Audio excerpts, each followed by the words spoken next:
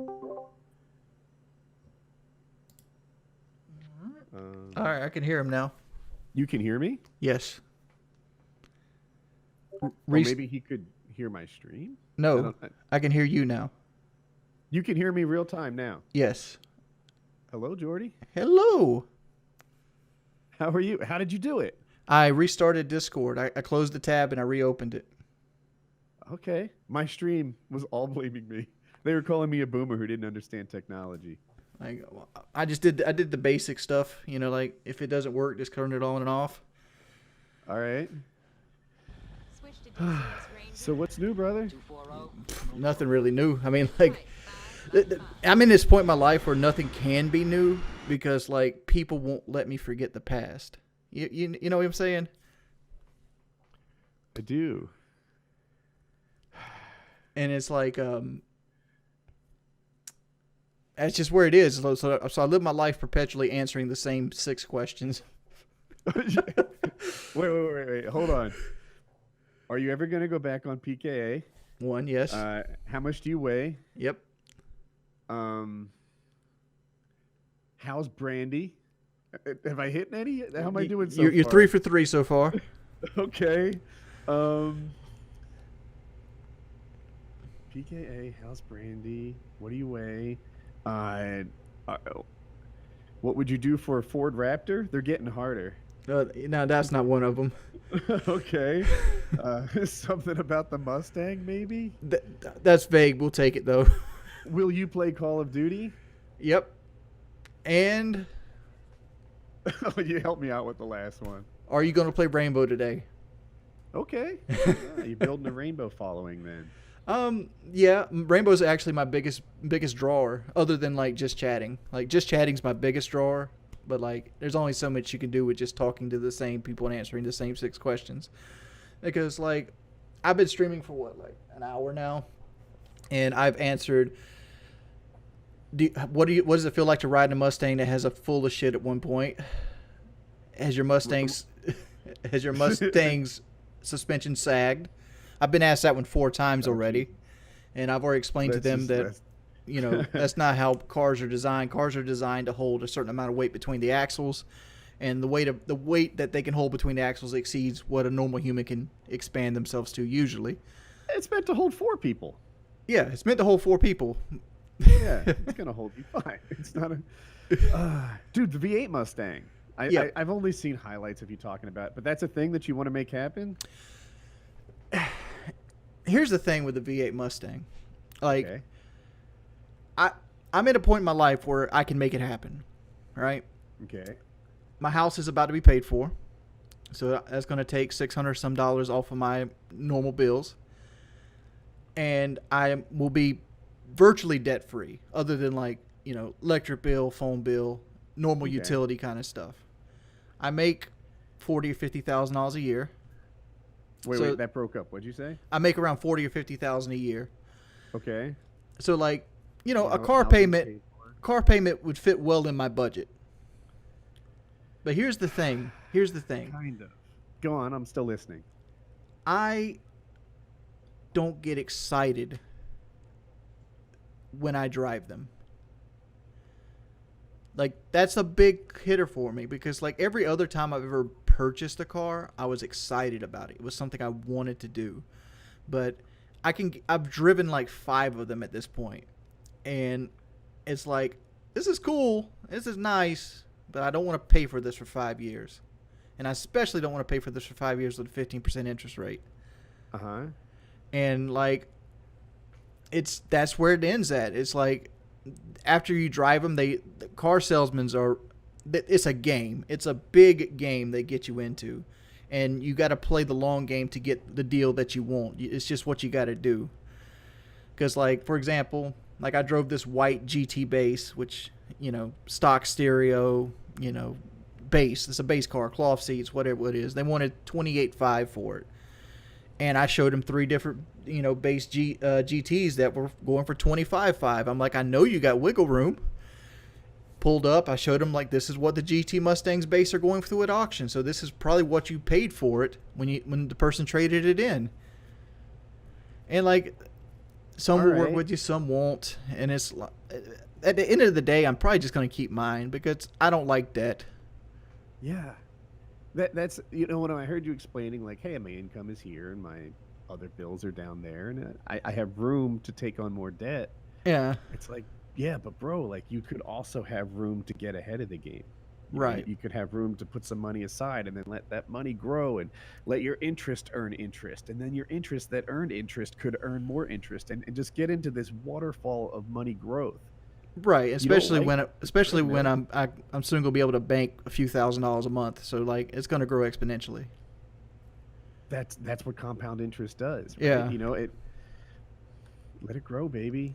and that's where I'm at. It's like part of me like it's cool to have that because let's be real, the V8 engines that are out right now are probably the last of the great American V8s that'll ever exist. A lot of car companies are going electric. Say that again because it cut off. Oh, The the this the V8 engines that are out right now in the cars are probably the last of the great American V8s that are ever going to be made. Like car companies are going electric right now. They're looking for alternative Okay. energy, and they're not going to invest millions of dollars engineering another V8. So this might be the last hurrah for like the V8 engine. And like that concept's cool to me, but at the same time it's like being debt free and having income that surmounts what you need to live off of, that might be fun too. Yeah. Yeah. I I I'd love to see you set your money aside, and I think you'd like it. I Uh, think that when the house is paid for, the grass under your feet is a little bit softer. I think when there's no car debt, you'll find that car is a little bit more pleasant. yeah. Like when you own the things around you, it'll be a nice Well, I don't lifestyle. have a car Try it. debt. I don't have car debt Okay. though because I paid for the. Right, I right, right. paid for the. I get What you're made fun talking of about. it. I get made fun of it, and the reason I went and got the one they make fun of me for, because I was daily driving an 18-year-old truck that got 12 miles to the gallon. It was breaking down a lot. I put $5,000 into repairs. I'm like, it might be time to go get something newer. So I went and got something within my budget. It's like that's what I did. And Yeah. like, it's Yeah. like and like I didn't plan on ever selling it. So like it being a salvage title and the resale value being low on it was like whatever. I'm planning on driving this car until it falls apart. Yeah, I heard you say that you were making money off the troll channels. I am. That's true? That is true. Any troll Are channel you you see saying with advertisement on it is paying me kickback. so you claim those videos and then you get the money goes No, no, towards no, no. you? I have deals worked out with each one of them for different amounts. Get out. You have deals worked out with them so they pay you for content? No, they pay me to not strike them. You're That's kind of blackmaily? I don't have another word for it, dude. I mean, it's not blackmailing. It's like they're making money. You cut me a little piece of the money because you're using my content. Like all you're doing is re-editing my content. So like I have the power to like take your content down. But if you want to work out a deal where you pay me for like the rights to use my content, Uh-huh. I'm down to let your channel All right, stay bro. up. Can you name the channels you have deals with? No, because I don't want to hurt their viewership. Because Okay. soon as I list out the channels that I have deals with, the channels that don't have deals with will get more viewership pointed towards there, and it will mess up my income. All right. But like, Wow. it is a thing. Is it like 4 digits a month? Like Oh yeah, it's around $1,500 a month that's combined or for one combined, channel? combined. Combined. But Huh. it's money I don't have to do anything for. Yeah, passive income. Mm-hmm. So how are you feeling about the troll channel? Like, because there was a time when it was pretty clear the troll channels were They had free rent in my head, 100%. they, right. They were helping your like financial health, but they were ruining your mental health. Um, I think a lot of it was because like I've lived a large portion of my life needing to be on some kind of like SSRI, and I wasn't. Mm-hmm. And like being on Mm-hmm. Lexapro for the last year or so has really helped me out mentally. Like I no longer feed off of my anxiety and like I would during World War II at my peak when I was doing my worst and I was having freakouts Oh, and throwing stuff I and thought you legit meant World War II. I was confused, but carry no on. I wasn't alive then. Yeah, I just me. don't remember it like you. Um, Yeah. but like anxiety controlled me 110%. Like everything I did was driven by anxiety. I would constantly watch numbers, and like I see other people going through this on YouTube. Like there's a channel I follow named Zach Cox. He does like Grand Theft Auto stuff. He's got like 400, 500, maybe 600,000 subs now. Just to give you an idea of like what size channel he has. But I seen him on Twitter, and like he was talking about how like he is driving him bonkers watching these sub counts and how he's losing subs, and like I can see the like the cabin fever anxiety building in him that I used to deal with constantly. Sure. And it's like what you're talking about is the reason I wanted to stop doing YouTube. Like numbers will kill you. Like honestly shorten your life if you let them. And like I think when the fun factor you lose on the YouTube channel, this is a complex topic because like you got to take YouTube as a business if you want to do it for personal income. That's a standard. But at the same time, you got to kind of slack on certain things to make it bearable to do consistently throughout the year. And a lot of that has to do is you got to make videos that you want to make, not videos you think are going to get numbers. And you got to hope it works out, honestly. I know you're getting a sigh and you disagree with everything I just said there, but like, no, happiness is paramount. Don't read into that too much. I'm multitasking. I'm reading my chat at the same time. Someone just subscribed and I gave them the thumbs up, and you took that as all about you, but it wasn't. Oh. So, yeah, man. And so I watched a channel on, I forget the guy's name, but he was a big Twitch streamer, super popular. And then he just didn't like what he was doing. He might have taken a break, but he came back and played this pirate game. What is it called? Kyle liked it too. Is the Xbox one? Like, I'm actually not positive, but he loved it. He loved it. And he would just go in this pirate game, and he was actually pretty Summit G. I think you guys are right. It is Summit. Sea of Thieves is the game. Yeah. So, and he's actually good at it, and he plays it in an entertaining way. Like he sneaks into people's houses, and there's like clipping and such that you can hide more effectively than you might guess in the same room as somebody else. And him genuinely enjoying what he was doing made for a better stream than when he just kind of suffered delivering what he thought his subs wanted. And it was better for him, and it was better for his audience, and he had like kind of a resurgence. And it just ties into what you're doing. You know, if you hate it every day, you might be a special case. Yeah, if I hated every day, my channel would probably have 200,000 viewers. Yeah, they might like to see you suffer. Yeah, that's a funny thing. Like you've got a fan base that's an alternative kind of fan. Well, like they're interested in you. Undoubtedly, they're interested in you, but they're not. I mean, some of them are rooting for you, but some of them aren't. Well, some of them are trying to watch the world burn. Yeah, and it's like the Richard stuff gets annoying. It does, like when Hey Richard, or like Richard von Wolfenstein, the 18th, or Vacuum Repair. Like the thing I dislike the most, which is kind of kicking myself in the ass by saying it, is like the stuff that attacks my personal character, like pedophile, or like putting up like resumes and shit like that of me online. Stuff that employers might find later on in life. Because newsflash, I probably won't be doing streaming my entire life. Like at some point I'm going to be like, I've got enough money saved up. I want to branch out and do something else. Like everything runs its course. Like everything has a timeline. You want to believe that everything that you have going on is going to go on for the rest of your life. You might have a good job. You might have good friends. You might have a good wife. But at some point in your life, when you were a kid, you and your friends played outside for the last time, and none of y'all knew about it. Nothing is for certain in life. And like, I'm just going to plan ahead and be like, I'm probably not going to stream until I die. So like, right. Yeah. No one seems to. Yeah. Like it all wraps up at some point with a quiet death. I don't know. Yeah.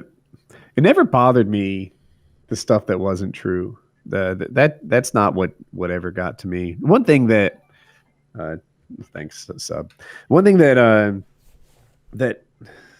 oh, I'm sorry, the subscriber made me lose my train of thought. It happens. I've done it. What bothers you? You don't like being called a pedo? Understandable. You said the things that aren't true is not what bothers you. What bothers you is X. Yeah, well, the one famous one for me was color correction. I tried so hard and I never got good at it, and people would give me shit. And when they gave me shit and it was true, that kind of Well, that kind of burned me a little bit. it's always the stuff that you kind of know in your head, but you don't put voices to, that hurts the most. Like when something is like borderline true, and it's like, well, this Yes. video could have been better, and you're looking in your head like, yeah, it probably could have been better.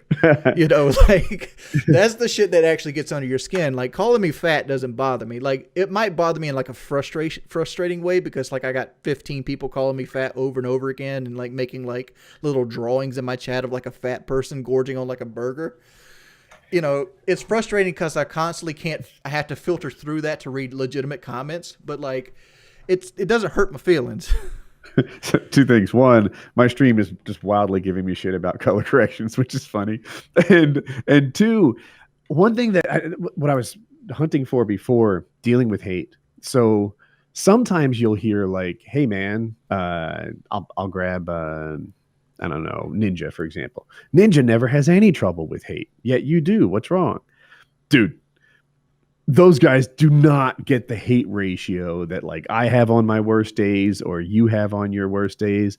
Like it would be easy to deal with the level of hate that, like, I don't know, name a successful streamer right now, like the Gold Glove gets, right? I'm sure somebody out there fusses at him, but the ratio that he gets compared to like what you have to work with is not the same. It's not. So when they're like, "Oh, Wings goes bonkers," and other people don't, Wings is playing this game on veteran. It's not the same. They don't give you credit for how much you do let roll off. You know, like the one you're probably talking about, like the God of War stuff, where I was like, I tried. Not anything in particular. Oh, I do remember that. I enjoyed that. Maybe I'm a dick. I remember you said, "What, you guys broke your toy."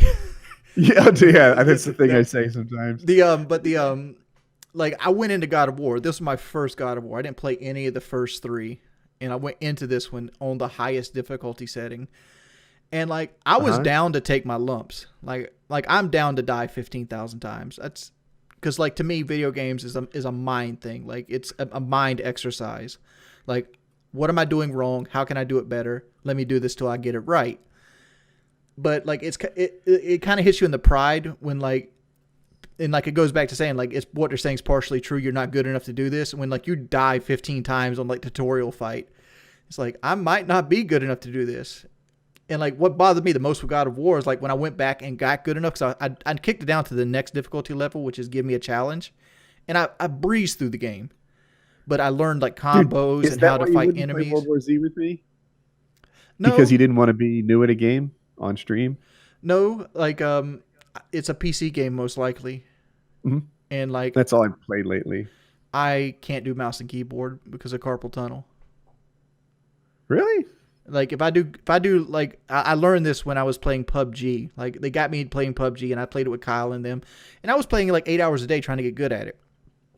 And like I got to the point where like I literally thought like the top of my hand was completely swollen, like it was just hurt to the touch, and I'm like, this is the same thing I used to deal with Diablo 2, like because I used to play a lot of PC games when I was younger, and it's one of the reasons I switched to console was because like my top of my wrist would flare up, and my arm would go numb down to the elbow, and it's like from a keyboard. It's the way I use the mouse mainly. Oh, because I'm a wrist aimer, not an arm aimer. Like I use my wrist to do everything. Not sure what I am. And like you're supposed to use like your elbow and like use the entire mouse pad. Wings has lost 1K subs. Oh, I haven't. What happened? I missed. What are they fussing at you for? Oh, somebody's trying to say I lost 1K. Oh, he's saying Lean has lost 1K subs. Subs don't really matter though. It honestly doesn't. There's channels with 90,000 subs out there that make a living off of YouTube right now through Patreon and like just user interaction, because the YouTube game has changed. Like YouTube, you can play World War Z with a controller. Why don't you jump in with me? I don't own the game right now. We'll probably do it another time. Come on, man. We'll probably just do it. Just do it another time. Like I'd really like to look the game up and everything. It's a console game. Like it's on every platform, but it's not like the controller's an afterthought. Yeah. Well, like I said, we'll probably do it another time because like I didn't really plan on like doing a big long gaming stream tonight. But I didn't plan on talking to you tonight. Yeah. Load it up, baby. Like we'll do it another time. I just wanted to like get all the stuff out because like a lot of people like try to create drama where drama's not there. Like that's a problem I deal with all the time. That I've grown better at that. Like sometimes someone will say that you or anyone said this, said this or that, and I'm like, I'm not reacting to it because what can happen is maybe you said a much more mild version than it was when it got to me. Mm-hmm. So you say a 2, I respond with a 7, and then that would have you come back with a 9. When really, if I knew it was a 2 in the first place, then I would have never gotten worked up over it. Like Lexapro Zombie Jordy. First thing I go to is like, well, why would he say this thing? And like most of the time, it's probably because instigators. Like sometimes, sometimes people will instigate you to say something, and you're coming off the top of your head in an unscripted way, and it doesn't come out right. It's like people all the time try to get me mad at Phil. I don't give a fuck what Phil does. It's like if Phil doesn't like me, Phil doesn't like me. I enjoy watching his content. That does not affect me watching his content. So like I have a related question. I'm sorry to cut you off. You were doing it, but I have to know. Did you come up with Crazy Cat Lady as a brand for that guy? No, I didn't. Oh, because it's brilliant. I don't know who did, but you're like, he's the Crazy Cat Lady of YouTube. And I'm like, oh my God. I gave that to El Presador. And you did. And I stole it. So you did come up with that? No, I stole it from Lost Souls Gaming. You stole it from who? Lost Souls Gaming. Oh, I don't know him. He's a smaller guy I play with, but he would always call him in like private parties. El Presador's the Crazy Cat Lady of YouTube, and I just repeated it. Once now that you've said that, when I don't see it. I saw a video about him, and I just see him through that lens now, and it cracks me El up. Presador, right? Say it again about El Presador? It's El Presador is who I call the Crazy Cat Lady of YouTube. Yeah. I guess I just wasn't giving him a shout out, but I'll just say it. Yeah, you were talking about Phil to begin with. I know. Which Phil just got a cat recently, and the big controversy was like it was a $2,000 reveal, and it was like this is a cat.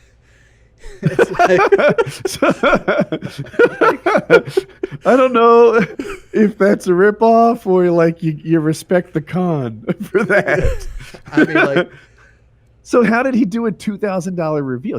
Someone paid him $2,000. I don't know all the information. Secret. But like, I think it went something along the lines of this. This is not 100% accurate information, so don't pretend it is. Okay. All right. Phil goes like, I got a secret in my life, and I'll let you guys in on it.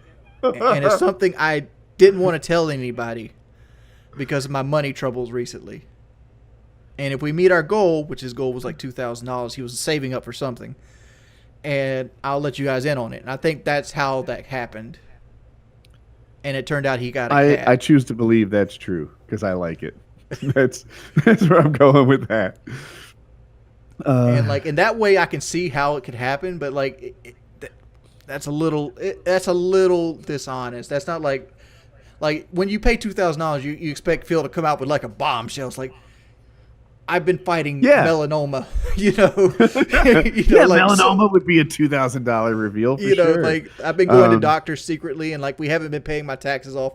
We've actually been going to cancer treatment centers, and it's like, that would have been a $2,000 bombshell. But like, you got a cat and you named it. What did he name his cat? Chat? I forgot. I know I've seen cat channels. Jasper. Jasper's his name. Yeah. My chat's all asking me to ask you if you're actually mad at Taylor. No. No, you say? No. Why would I be mad at him? He has. Cuts you off.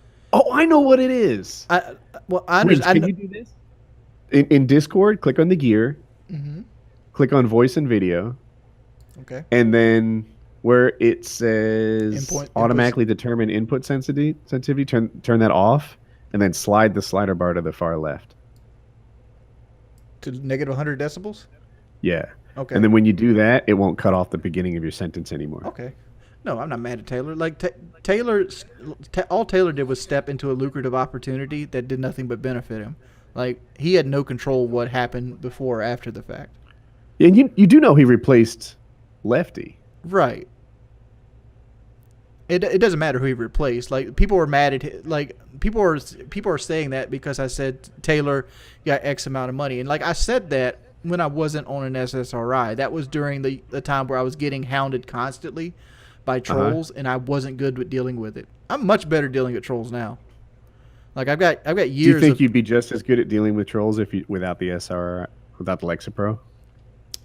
Not as good, but better.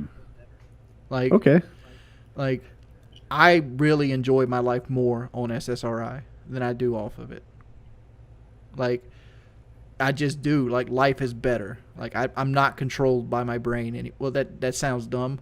But, like, I'm just not controlled by my brain's emotions anymore. Every so often you do a mass unban. Hasn't happened in a while. Do you think there'll be one coming up? No. No. There's not going to be a mass unban coming up. And the reason that is because there's a lot of sock accounts out there. And, like, as soon as I mass unban people with, like, their 42 different sock accounts, I'm going to have to ban them 42 different times. It's like there's a guy that comes to my chat. His name's Big Pimp Daddy. Insert numbers. Cool name. Yeah, his name's Big Pimp Daddy 1, Big Pimp Daddy 2. He's currently Big Pimp Daddy 46 because I've banned him 45 times. Come on, that's kind of funny. And, like, there's multiple people that do that. They just get tired of making names, so they just insert another number. And, like, it gets so bad that there's sometimes, like, a week, like idle period you have to chat in my chat room. And people just sit in my chat room and, like, make sure their accounts get enough time in so they can call me fat 3 or 4 times and get banned. So now, do you think you're handling... Okay, I'll say it. I think you're handling that the wrong way. You know, just like you said earlier, like, oh, I let them know what bothers me, and then, you know, that tells them how to bother me. When you ban guys for saying stuff in chat, does that work to your advantage? No, it doesn't. But at the same time, it gives me peace of mind. Like, I want, like, in my heart, I want to make a good stream. But at the same time, in the back of my head, I know that everything I do is going to be used against me. Like, for example, somebody paid me $20 the other day to do 10 sit-ups. I'm like, I can do 10 sit-ups. I saw that, yeah, actually, on one of the highlight channels. And, like, I know exactly it's going to go on highlight channels, which benefits me. But at the same time, it's going to be used to, like, make fun of me. And, like, I've got a lot of loose skin. And because people don't believe I've lost any weight, but I have. I've lost a lot of weight. I saw you with the shorts. Yeah. And, like, there's like a still picture of, like, me with, like, this tumor on the back of my head, when reality what it was me pushing loose skin up, trying to do sit-ups without any kind of, like, foot leverage. And it hurt your feelings? It did hurt my feelings, yeah. And it's like people, I'm in my head, I'm like, well, they're going to do tumor shit. They're going to, like, Wings as a cancer survivor now. They're going to, like, take, like, the picture of me in, like, my hospital gown and, like, put me in, like, the cancer ward. And it's like, and another thing is, like, let me ask you this question. Okay. Do you personally believe I got the surgery? Oh, I have no doubt you got the surgery, and I have no doubt you lost a lot of weight. There's no question. I mean, like, I don't understand, like, why this whole rumor is like, oh, Wings didn't get the surgery. It's like, I even showed pictures of, like, my regimen in 2 different languages. So, like, is it a rumor or a meme? It might be, like, a meme. I just in the last 2 years sort of understand it. You started to understand, like, the difference, you know, like, people say this thing about you again and again and again and again, and you're like, man, why do people think this? But it's like, no, they're just memeing. They're just entertaining themselves. They're like, well, that's not a rumor that I think anyone believes. Yeah. Well, that you'd be wrong on that, because it's a very small minority, but there's some people out there that are honestly trying to prove I didn't get the surgery. Like, I went through all this trouble to get, like, a Marriott Tijuana pamphlet to take a picture of it. That I cut myself with a box cutter or some shit and stitched it up. And then, like, I hired, like, Latin people to, like, pull me around in wheelchairs. So those people are insane. What is it like to get that? Like, so With the surgery, I I have no know clue. that I was asleep. no, well, okay, but I meant post surgery. Terrifying. The impact of the surgery is what I'm trying to ask. Well, So here's where I'm headed with this. Does it make you legitimately less hungry? Does it make you? I think I've heard it described as unable to eat more, which maybe not. Isn't this like I could be unable to eat with a really bad sore throat? It doesn't mean I'm not hungry. What's it like? um, when you first get the surgery, you have no desire to eat whatsoever. There's these things in your stomach called hunger receptors, and they cut them out. You have to regrow them. Oh, that sounds nice. So you literally forget to eat when you first have the surgery because you don't have any kind of cue that you're hungry. That's why you have to do such extreme blood works early on, and it tapers off after a year or so, because they want to make sure that you're not going to get like nerve damage from not having the proper nutrients because you've been skipping meals and stuff like that. And that's why they have such a heavy vitamin regimen. But like, have you been keeping up with Boogie? not particularly, other than like some of his drama here and there, because people always compare me to Boogie, which we're about the same weight now. And it's like, and like they want me to badmouth Boogie, but I'm not going to badmouth Boogie because Boogie was one point was like a 650-pound man, and now he's like a 340-pound man. He has literally cut half of himself off, and even if he stopped right now, he is better for it in the long run. Like he's going to live a longer life, he's going to live a healthier life, and he's probably going to live a happier life. I think he needs an SSRI. That's what I think. I think he's not on it. Didn't he go to like therapists and stuff? Oh, he could be. Look, I'm out. I'm talking out of turn. But some of the things that he does on Twitch, I feel like are self-sabotaging. And he's not so dumb that he doesn't know, like, oh, this is going to go viral in a negative way. Like, you know, when I hump a bed, I'm sure as he's humping the bed, he's thinking to himself, I'm not sure why I'm doing this. I know this is going to hurt me. Like mentally, it's going to hurt me financially. It's going to hurt me. Right? Yeah. Like he has a bunch of things that he's said and he's done, you know, like the Tesla, right? You know, he says, you know, people act like I'm conning you into buying a Tesla. I am, etc. I think as he's doing that, he is like being a cutter in a weird kind of way. He's self-harming. And for whatever reason, he's not resisting going through with it. And that's where, like, I got a feel theory like professional help. Carry on. I want to address the two situations that you outlined specifically. The humping of the bed was him being down on himself. Like, not so much that more in the way of like, he doesn't feel like he's entertaining, and like watching he's a number watcher. I can tell you right now without even asking him, he watches his numbers, and like. It hurts his feelings every time like his Twitch numbers are down or something like that. And he got famous being outlandish with the Francis videos, throwing tantrums and things like that. He did the hooker thing strictly for shock value. All he wanted to do was live in the moment and get his numbers up that night. He didn't think about the long-term effects of it. And I think that's Boogie's biggest problem. He never thinks about the long-term effects of what drama will be. The Tesla thing, same thing. I go out here, test drive a Tesla, claim I'm getting a Tesla. People have a controversy. Limelight's on me. I do something great, and people forget about it and continue to love me, and I get my subscriber count up, which it didn't work that way. It backfired on him completely. And I think that's the world he lives in. Do you disagree? I do. And I wonder if I can change your mind. Like, so I've said and done things that I knew would have a negative pushback to him.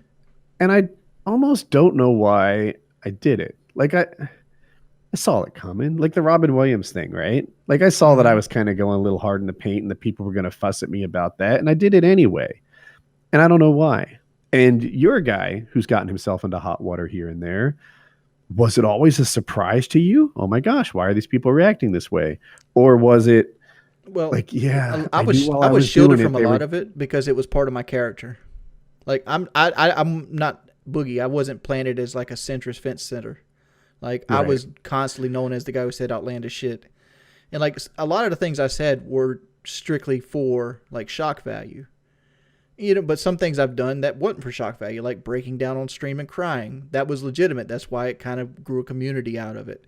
And like It people did. can tell the difference between like legitimate and like shock value. Like people are like up in arms with Blade right now because he's legitimately being a piece of shit. And like there's no playing with it. Like if Blade went out and tried to do something shocky, like I don't know, like grab some guy's dick or something like that on stream, it wouldn't get as big a tidal wave as Blade like dropping his pants because he has to piss and he's inebriated and he just doesn't realize he's on stream. You know, because it's legitimate. It's a legitimate. Didn't seem to realize there was no toilet nearby and he was indoors. Like, Yeah. But you understand what I'm saying? Like people can see that legitimate, like this guy's legitimately doing this versus like this is something done for shock value. And like I don't look at Boogie as like this bad person that people want me to look at him as, because like I know at least 12 people just like Boogie that just didn't have a YouTube following.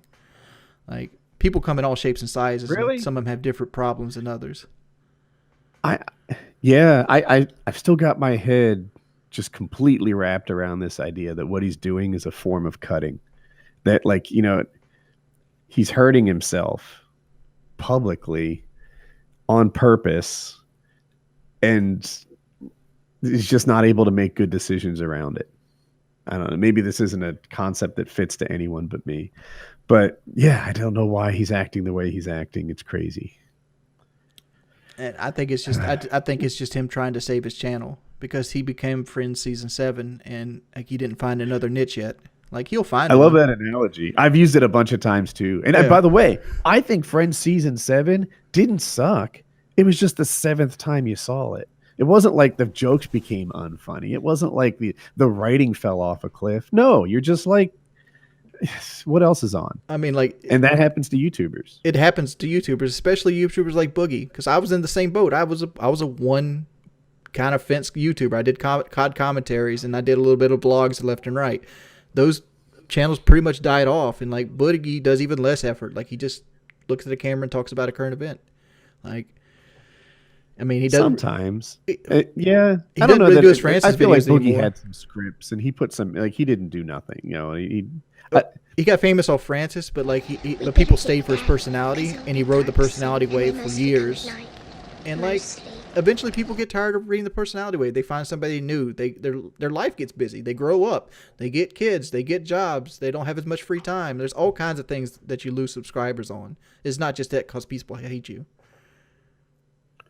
And they also legitimately die. Like I'm bringing that because the term dead subscribers was like popular when I was in my heyday, and it's like, you know, some of them might have died. Yeah, there's over 1 million of them. There's got to be some dead ones in that list. There just must be. I'm sure they weren't like dying in a car wreck and be like, please unsubscribe for Wings of Redemption's channel. And like, did anyone die in your? Were there any dead students in your high school? Yes, I've outlived 5 of my graduation party. Did anyone die while you were in school? Yes, Bobby. Well, I don't want to say his name, but Bobby did. Huh. He was. There was a guy who died in my high school. He had a heart attack, and he was real popular. And he was in a car with a bunch of other popular kids. And some of them, like one of the other survivors, was pretty hurt. One of them had like a broken arm, but that's not the worst. And one died. Mm-hmm. And then there was a weird thing. It almost felt North Korean, where like some people acted more distraught than they probably were as a way to get into this in crowd. Like, oh yeah, you know, Adam and I were so tight. I'm having a hard time not thinking about Adam.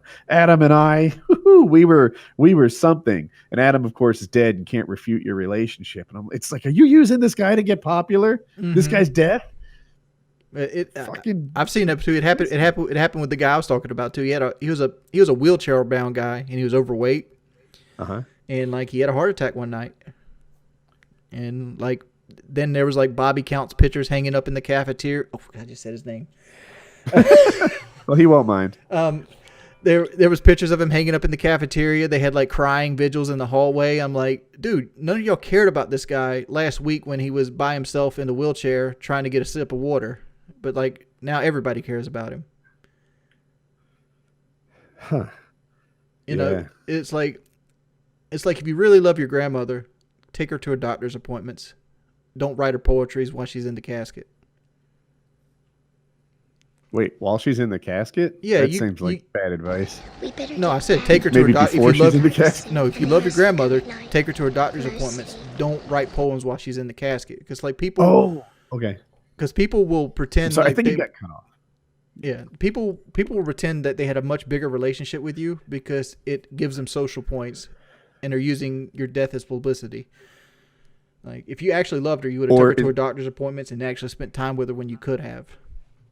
In the grandma case, I think that maybe they're making themselves feel better. Could be. You know, like skipping over how much better they could have been.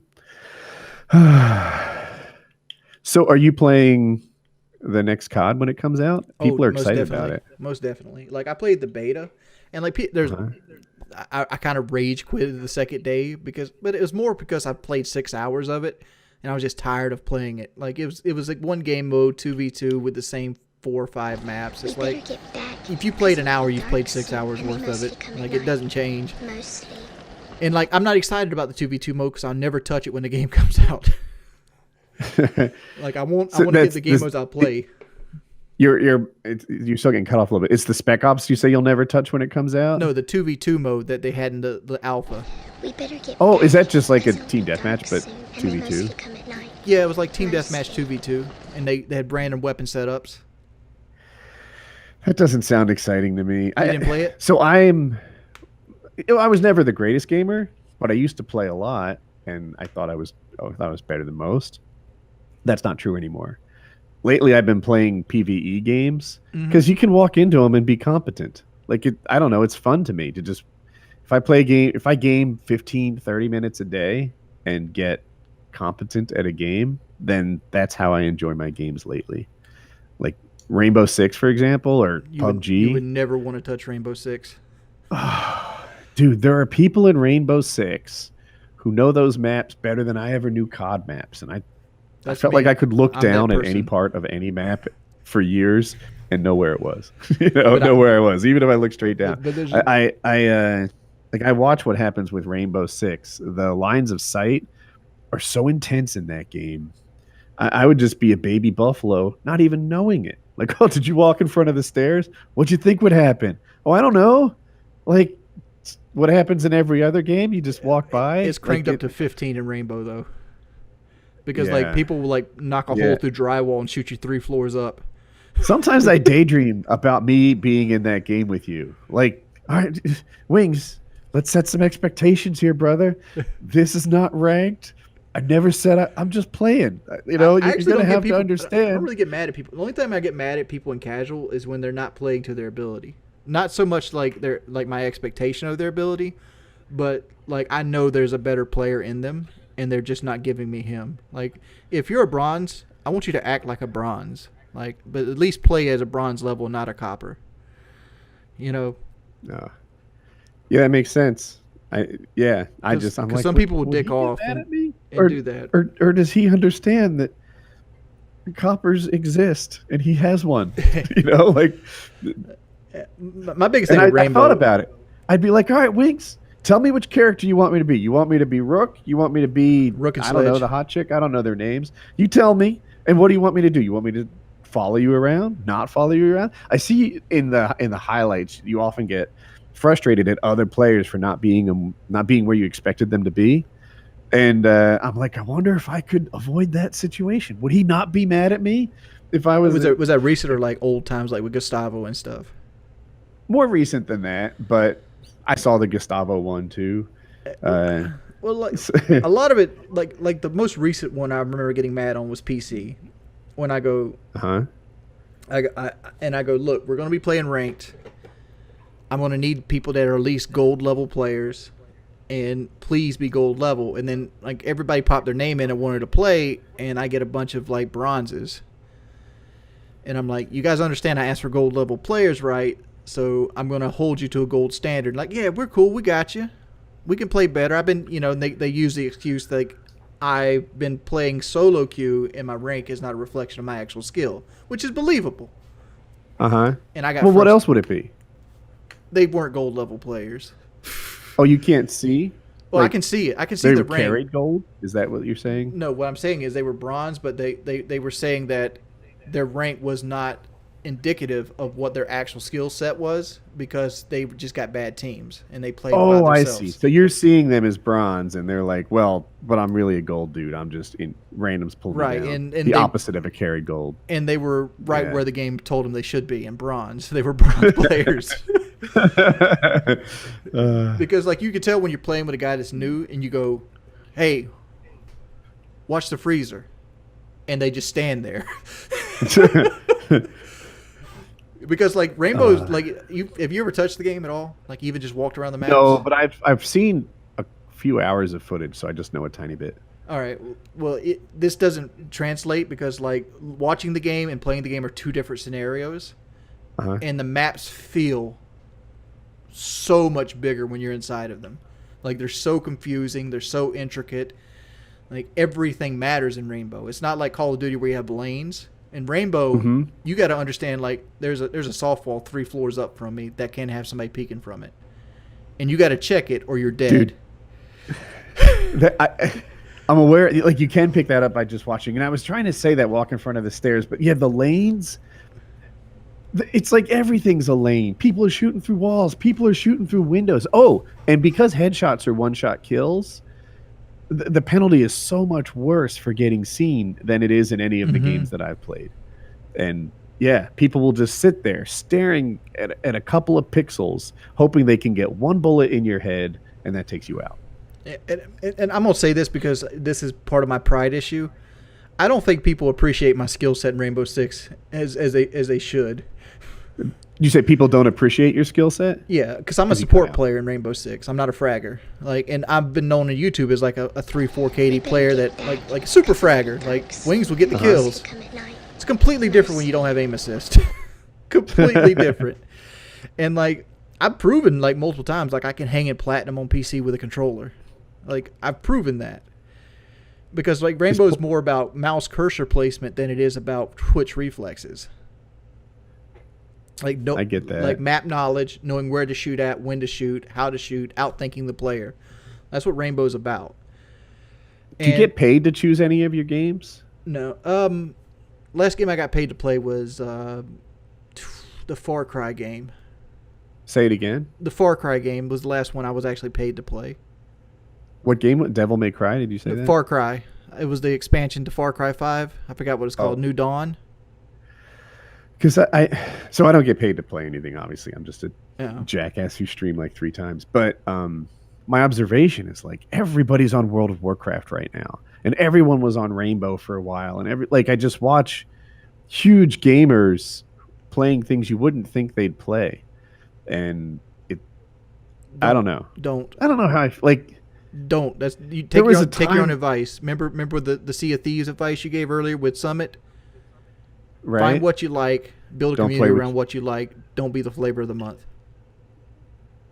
I wonder if they're getting paid enough to make it worth it. Like I don't want to call out names. I'm watching a guy right now who has maybe 1/3 of his normal stream size playing WoW, and not watching him, but he's like I follow him. If somebody paid me, I'd play anything you wanted. Like if you wanted to play Bad Rats for 2 hours, if you paid me some money, I'd do it. But Bad Rats? Bad Rats is considered the worst game on Steam. It makes me want to see it. You can buy it. It's a penny. It's like less than $1. It's called Bad Rats. I just my whole stream thinks I'm talking about Shroud, but I'm not. I don't follow Shroud, but I'm sure that he probably qualifies. Oh, Shroud? Oh, he is doing everything I described. I can see why they thought that. Meanwhile, Summit, the guy who plays what he wants to play, is on Grand Theft Auto, which is what, a 45-year-old game? Yeah. So, yeah. They're asking me to ask you about the surgery money. Are any of those things accurate? Like, how do you... Well, here's the thing, right? Uh-huh. When I started taking donations for the surgery, I said that I was going to stop the surgery goal at $25,000 because that's what it would cost me to get the surgery in America, and I was completely as passive and open as I possibly could be with it. And you were. I'm sorry to cut you off, but and you said more than that. You were like, "Hey, after I get the surgery, I might not be able to work for a week or two, so I can't just get enough to pay a surgeon and make this happen." Like I have to have enough to recover. I have to like like There's, there's there's more to. I have to travel. there's aftercare and Like things there are like things that. you have to do. And Yeah. like, Anyway, so you were saying so. and I was At first, you stating wanted 25 grand. That was the American cost. Then you that found the no, Mexican cost. How much did that surgery cost? the the way I worded it was like, I want to get the surgery in Mexico. That was my first choice because like, and but I was kind of afraid of the Mexican doctor because I never had a surgery. The stomach surgery was the first surgery I ever had in my life, Mm-hmm. and so I was terrified of it. And like I was legitimately scared of it. Like it probably I was so scared of it, it probably slowed down me going to get it. Like there was probably a month or two I kind of like put it off because I could move slower than I needed to and I could drag my feet on some things, and I did. And there were some things that weren't true. Like you said you had bought plane tickets, but that wasn't No, true I yet. did. Those plane tickets were true. I have no reason to No, lie they about them. couldn't have been because you were like, I bought plane tickets, but I didn't choose a date. I can move them to any date I want, and No, I went with I've just Spirit Air. traveled enough that doesn't sound I went right. with Spirit Air, and I said I want two round trip plane tickets to San Diego, but I don't know what day they are, and they gave me a deal Uh on huh. them. And I basically just went back through and just gave them a date when I actually set a date. Who? How did you like? What you bought them through an airline or like Airline, a Spirit Air. I kayak went straight to the countertop at Myrtle Beach Airport. I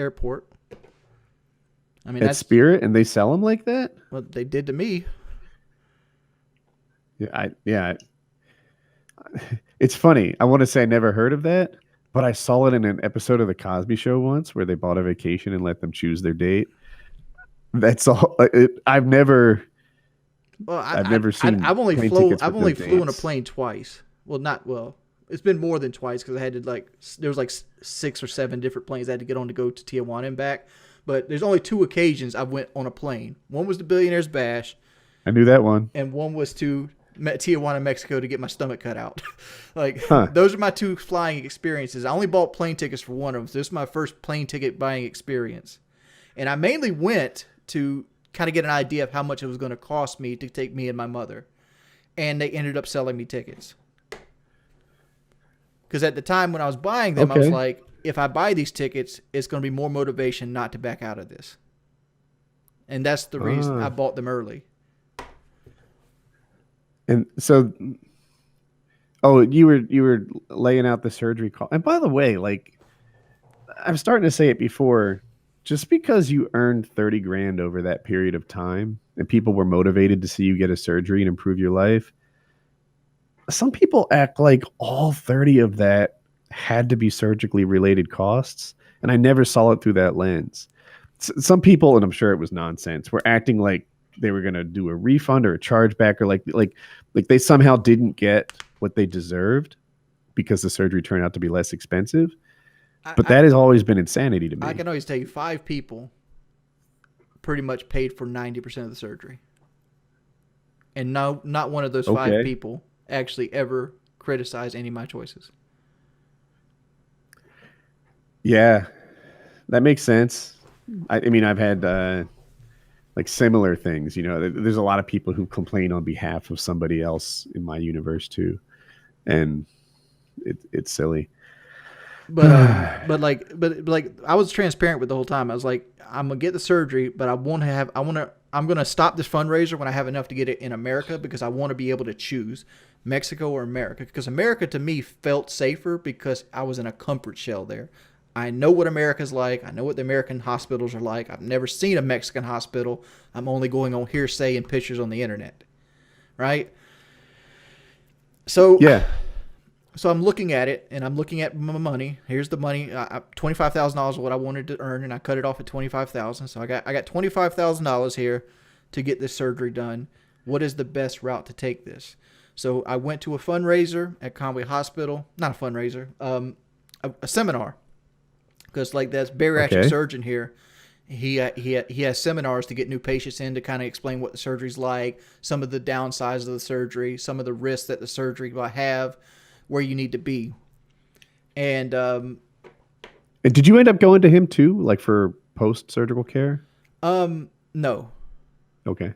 I had to go get my own, and that I'll talk that in a minute.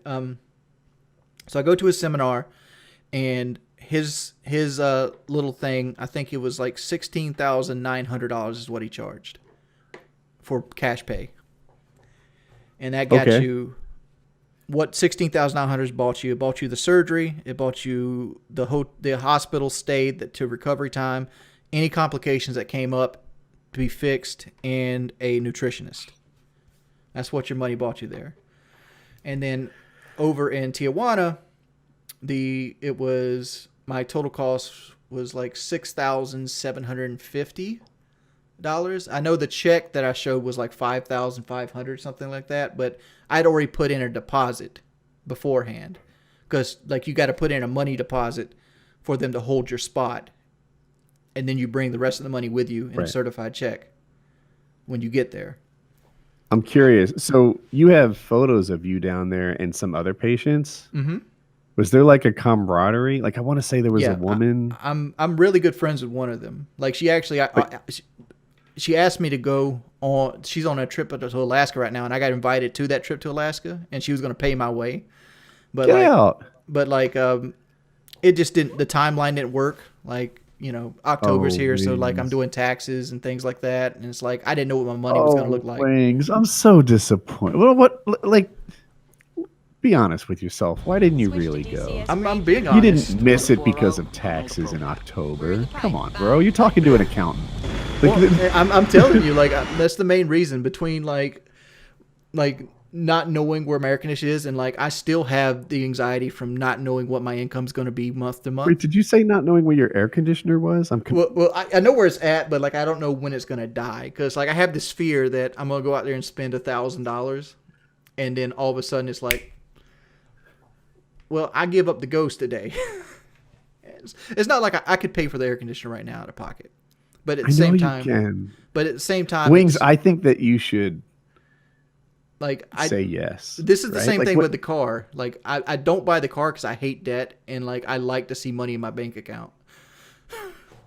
I hear you, but like, look, I'll lay it out there. You don't travel a ton, right? And even your day-to-day existence, a lot of it's indoors. If you had gone to Alaska with this girl, that might have been a life-changing experience, or at least something that would have made you emotionally richer forever. It could have unlocked an interest in vacations and travel in you. It could have done a lot of cool things. You have mobility that you didn't have 2 years ago. You should have gone. You're right. You're right 100% on it, but like it's easy to stay in your shell. Right. I mean, like, right. But you're a guy who's worked in his house for like 10 years. So on the air conditioner and the October taxes, which, like, bro, that's not even a thing. October taxes are a thing. like I pay quarterly. October taxes? I pay quarterly. Isn't that September? Am I dumb? Maybe I'm dumb. But in any case, it doesn't take, like, you could just, your quarterly estimates are done like the year before. It's not, it wasn't the I pay reason many every quarter that you missed that trip. And I have to pay an estimate. But like, yeah, I don't know. It's my tax situation is unique, especially especially with this last year, because I had $30,000 of extra income that I have to pay taxes on. I hear you. And people are like, "Where's the 13K? Where's the 13K?" Uncle Sam has it. Like for the most part. When an opportunity comes along, you should say yes. Right. But like there's other things. Like she had just got out of an abusive relationship, and I felt like I was getting offered his plane ticket and hotel because. And you know what you say when that happens? Yes. One word. Yes. Yeah. You say yes, brother. You say yes, and you go. And then you find yourself in Alaska with this girl that might turn into something cooler or not. It might be a friendship. It might be a romantic thing. In either case, you're going to see glaciers and boats and moose. Whales. I've always wanted to go whale watching. Polar bears. And like, who knows what you'll see. But you say yes.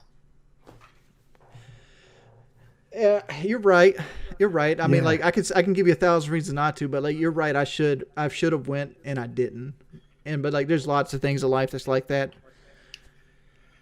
But what were we getting on? Like you were talking about the surgery. Yeah.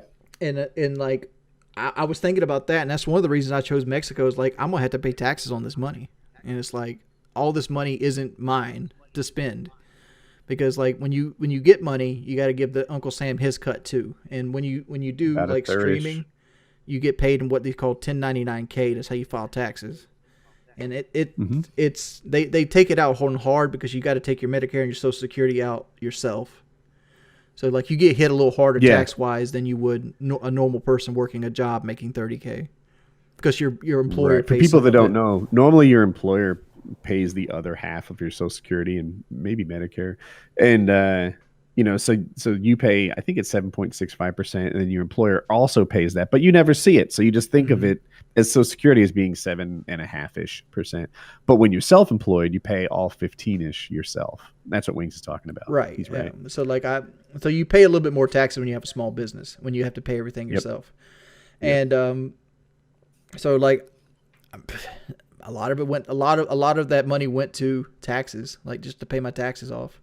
And like that messed up my estimate taxes next year, because like my estimate taxes are going to be done for like $60,000 versus what I normally make, which is like 40. So like I got to pay, see. So I got to pay a little extra or you get penalized for it. Or unless you can accurately estimate your pay and then just pay what you would owe. You're right. You're probably right. You got accountant in, but my accountant always tells me that I gotta pay taxes on what I made the year before. That's how they do it. Typically, if you cover what you earned the year before, you're not at risk for penalties, even if you do really well this year. If you covered last year's, like if you pay as much as you did last year, then they don't dock you a penalty. But if you earn less than last year and you can forecast that, then you could just pay accurately. I had to talk to him about it. Yeah. Because like I'm paying something like $3,000 in the next couple days, because like I'm paying on projected tax income. Maybe yeah. I mean, we're 3/4 done the year. You might be able to, sort of accurately say that.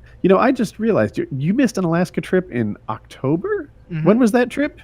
It was September. She's in it right now. She's on it right now. She went September 6th. Okay. In my head, I was like, wait a minute, is it too late to say yes? He said October, and I just realized it's not even October yet. She sent me pictures. I would show them, but like the girl's in it, and I don't want to. Yeah, I get that. And like I sent her a text just earlier, because like she sent a picture of her like in front of this glacier, and like next to her feet is like a big gulp. Like not like she's drinking a big gulp, but like somebody littered and threw a big gulp cup down. I'm like, this is God's country. This is the greatest thing on earth, untouched by man. Let me throw my big gulp down on the fucking road. You need to be selective about who you expose your audience to, because like you've got a rough audience. As a PKA host, though, I also have an audience that can be aggressive, and you just can't put everyone on stream. I was talking about this morning. Like, why don't you sell your car outright and just get like, because you can usually sell your car for more than a dealership will give you trade-in. I'm like, well, if I go to try to sell my car, the trolls are going to be watching the Craigslist like they always do. They'll notice my car because my car is kind of unique looking. Mm-hmm. And like, they're going to start pretending to be interested buyers to get my phone number. And next thing you know, I got to change phone numbers again. That's not fun. Yeah. Well, I think you can protect that through Craigslist. Can you? You could. You don't even have to put your phone number in there. You could use email or something. Yeah. But like eventually, if they pretend well enough, I might be, well, this guy wants to come by. Hey, can I text you? I'm like, well, do I not give him my number to text me? I don't just be that sheltered against every person that tries to buy my Mustang and make it seem shady. Somebody wrote in all caps, "We're not fucking aggressive, Woody." I stand corrected. I think he was joking.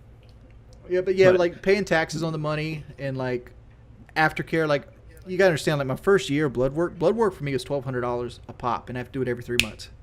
What? And because it's a huge list, and I don't have insurance. You go to LabCorp? Yeah, LabCorp. But I have to get like, I would tell you exactly what I gotta get, but it's like 25 things I gotta get checked. Huh. Okay.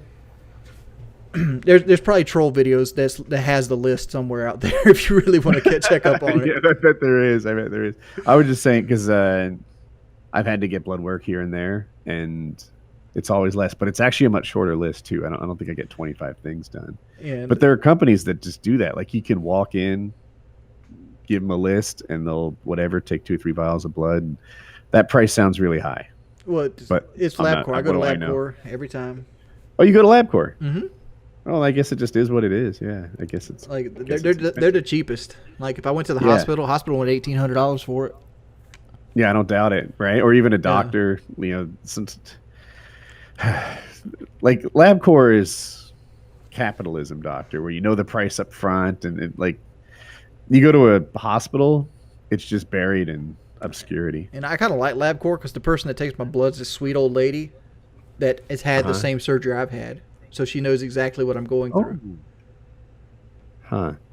How is it go? Like, I don't want to You want to ask? ask a question that sets you up for fussing, but still dropping, No, like doing good. I How's lose about 2 pounds a week right now, but like really? but I was plateaued for like 4, possibly 5 months, Uh huh. and like So I'm eating what probably changed that I'm has eating probably you? 1,500 to 2,000 calories a day now. So like, it is what it is. What changed? You slowly Yeah. but surely your stomach gets a little bit bigger, and you Uh huh. start to regrow like hunger receptors. So you start getting hungry again. And the biggest downstroke for me was sweet tea. I got tired of drinking water every day, Uh and huh. I can't do carbonation. So like this whole like Wings drinks gallons of Pepsi, that's a total lie. I would vomit.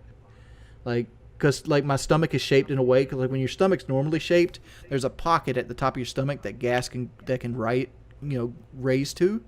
I don't have that pocket anymore, so it goes straight up my throat, and my body it burns my stomach really hard, and it makes me want to vomit when I drink anything carbonated. And the way I know this is because you'll sometimes go to restaurants and order sweet tea, and there's this thing called the Coke Freestyle machine. And when they've been slack and they I'm haven't, familiar with that machine. yeah, and when they've been slack and they haven't made tea physically, they'll give you Mm-hmm. tea out of the Coke machine, which is brisk, which is carbonated. And that's how I know carbonation fucks me up hardcore. uh, And like, but sweet tea's been my Achilles heel, and for mainly slowing down my weight. That, and I haven't been working out like I should. And like I know I should be working out, but at the same time, it's all about motivation. Like when you're losing lots of weight, you're also losing lots of muscle, because your body prioritizes muscle over fat for the most part, uh, because it's higher in nutrients. I the workout thing for me anyway. I get motivated when things start going well. I always get knocked off by an injury, and it's usually bad form on something. I sometimes think that being older just makes you more injury prone, and I haven't accepted it yet. You know, I try to work out and do sports and stuff like that as if I were 30 instead of 46, Mm-hmm. and every now and then it just knocks me off my stride. Well, So I'd I'm probably actually be going to the. I'm probably in the same boat you're in, because like I'm 33, but like I've Uh, lived my life a massively morbid obese guy for the most part. So my body's probably around the same age gap as yours is. I'm probably a 45-year-old body from just the wear and tear I I put hear on it. you, but not in every way. And yeah. Anyway, I feel like if you started getting some results from the exercise, then you'd get some motivation from it. You're right. Like I really like working out when I was working with Drew. Like working out's How never is? really. Do you still talk to him at all? Drew's going through a really hard time in his life right now. Oh, really? Or we probably shouldn't put that on blast. But Well, he seemed like a good guy. he's a good guy, but like he started out with his food truck, and he made a really bad choice with his food truck, and I kind of blasted him on it, and like he didn't agree with my viewpoint. So Can you like start over from bad choice? It broke up. Drew went into a food truck. I tried to help him get the money. We earned some Uh-huh. money. I tried to help him land like somebody to sponsor his food truck and be a silent partner. Didn't work out. So he ended up finding his own silent partner. So Okay. it is what it is. And he did really well for a while. And then like stuff started breaking on his food truck, and he was making bad choices in his personal life that affected him not being able to keep his food truck up to code. So instead of fixing the problems, he just Was switched his his bad menus. choice in personal life related to him putting his penis where he shouldn't again? Yes. Um, This guy. but like he ended up spending extra money on that problem Fucking Drew. instead of like keeping his truck up to code. So instead of like fixing what he needed to do to keep the food that people wanted to buy, he switched his menus to like tacos. And then like there's like 4 or 5 other taco trucks here, so like he became like one of a dozen. Oh man, this guy can't keep his mind off sex so long. He's got to start selling tacos. You know? But like that's the last I've heard of him. I haven't really been keeping up with him that much because like I'm like, dude, because like like his mother's a sweet old lady. Like for those who don't know, Drew's adopted, and he has white parents. And like his parents came from a time that they were unique people when it wasn't cool to be unique people, right? Nowadays, adopting like biracial kids is like considered hip. Okay.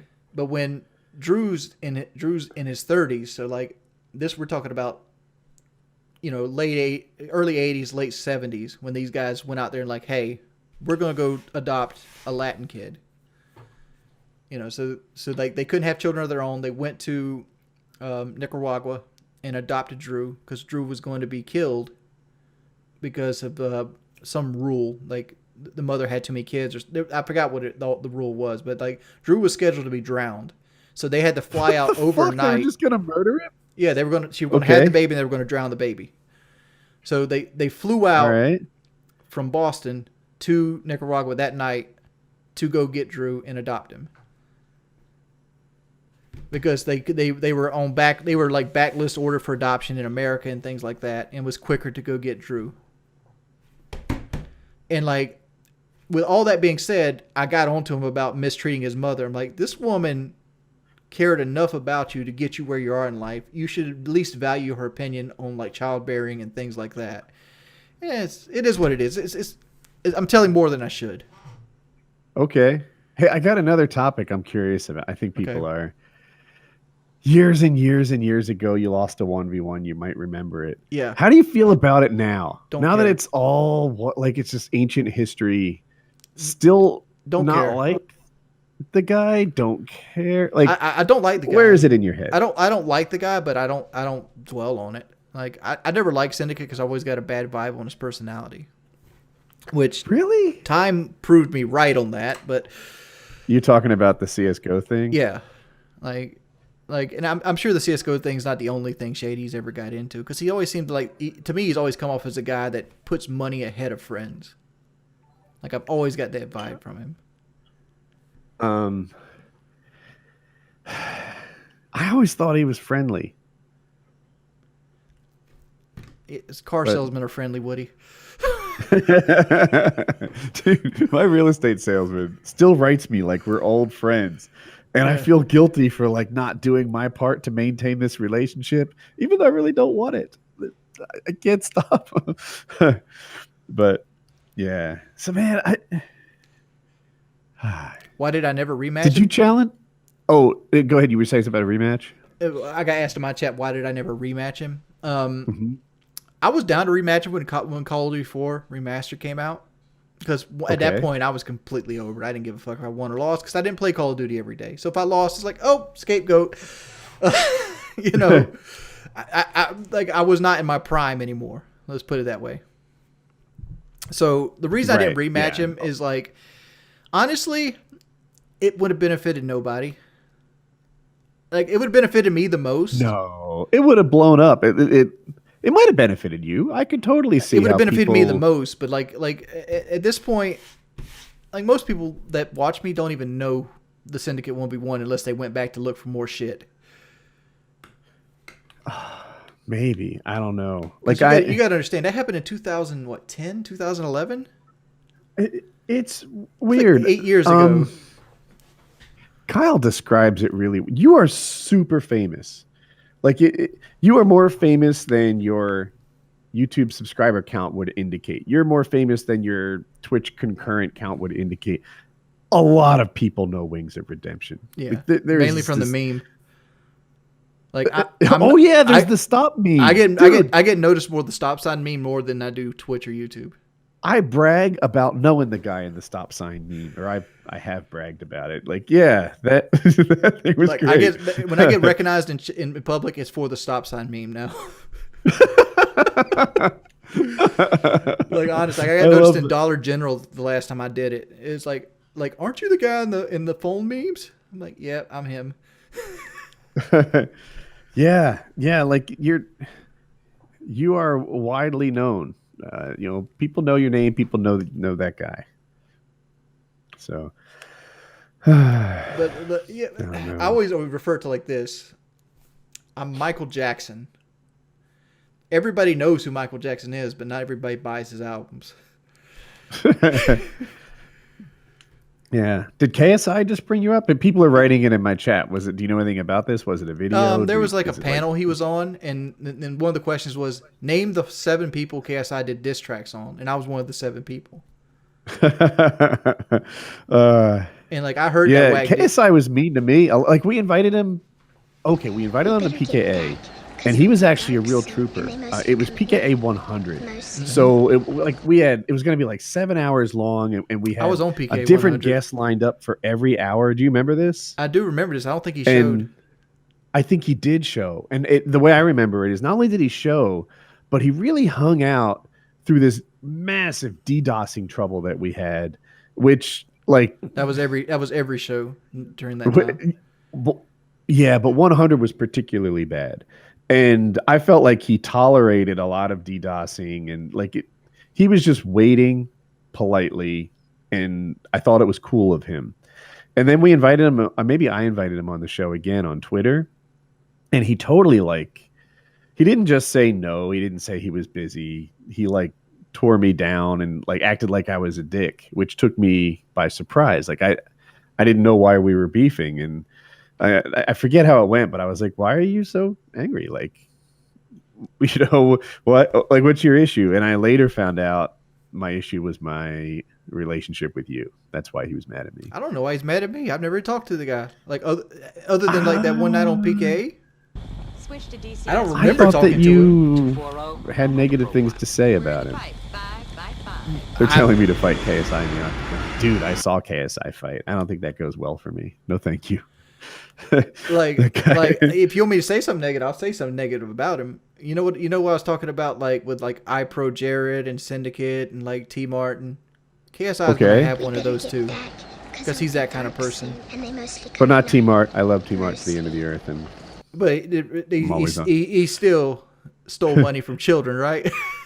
It's not ringing a bell. Nope. Yeah. I don't think that ever happened. I love T Mart. I'm just gonna say, I could see controversy like that happening with KSI. He's probably doing something shady, and it's gonna come out one day because that's just his personality. You can leave not to comment because I can take the heat. Because what's gonna happen? People are gonna troll me. Wait in line, motherfucker. Yeah, get in line. You're harder than troll now. Yeah. So what's in the future for you, Wings? I want to talk of one talking point. Thick skin. I want to talk about thick skin. What were you starting to say? I said I want to talk about thick skin. Oh, they want you to talk about thick skin, or I me? want to talk about thick skin. Oh, I don't. Gosh, Woody and Wings talking about thick skin. This is fucking. I think we both got George thick skin. Bush and Donald Trump talking about rap music. I was going the other way. I feel because you got to understand, we've been the recipients of hateful rhetoric and swattings for years, right? And we're still doing this. I hear where you're coming from. And I said something like that earlier. People say, Woody, why don't you just let it roll off? You never see, this other person have trouble with haters. And it's yeah, that guy's playing on recruit. He doesn't get it. He doesn't have the same kind of fussing happening about him. I did a paramotor video, and for one frame, I looked down at the camera, and Wings, my double chin, was 10 out of 10.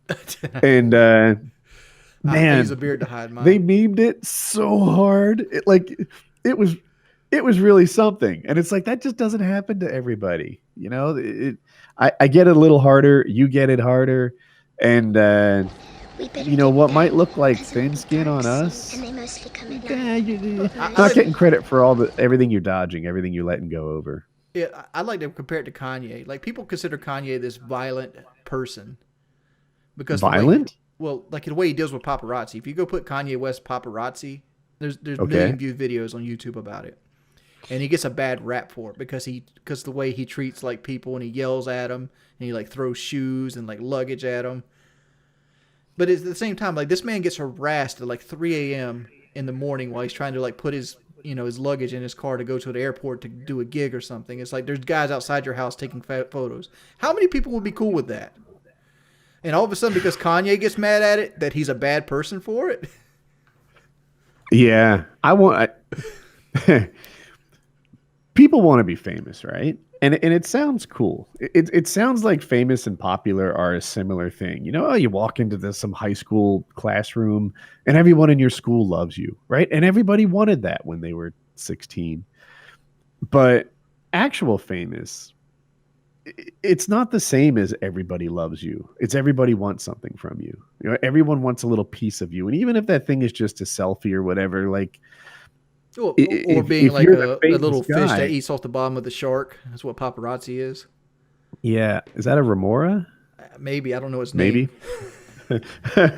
But like if I want a selfie with Kanye, what I really want is for him to tell me that he appreciates me liking him and give me 30 seconds of his time at a minimum, right? But when thousands of people ask for that again and again, famous isn't everyone loving you. Famous is everyone wanting something from you.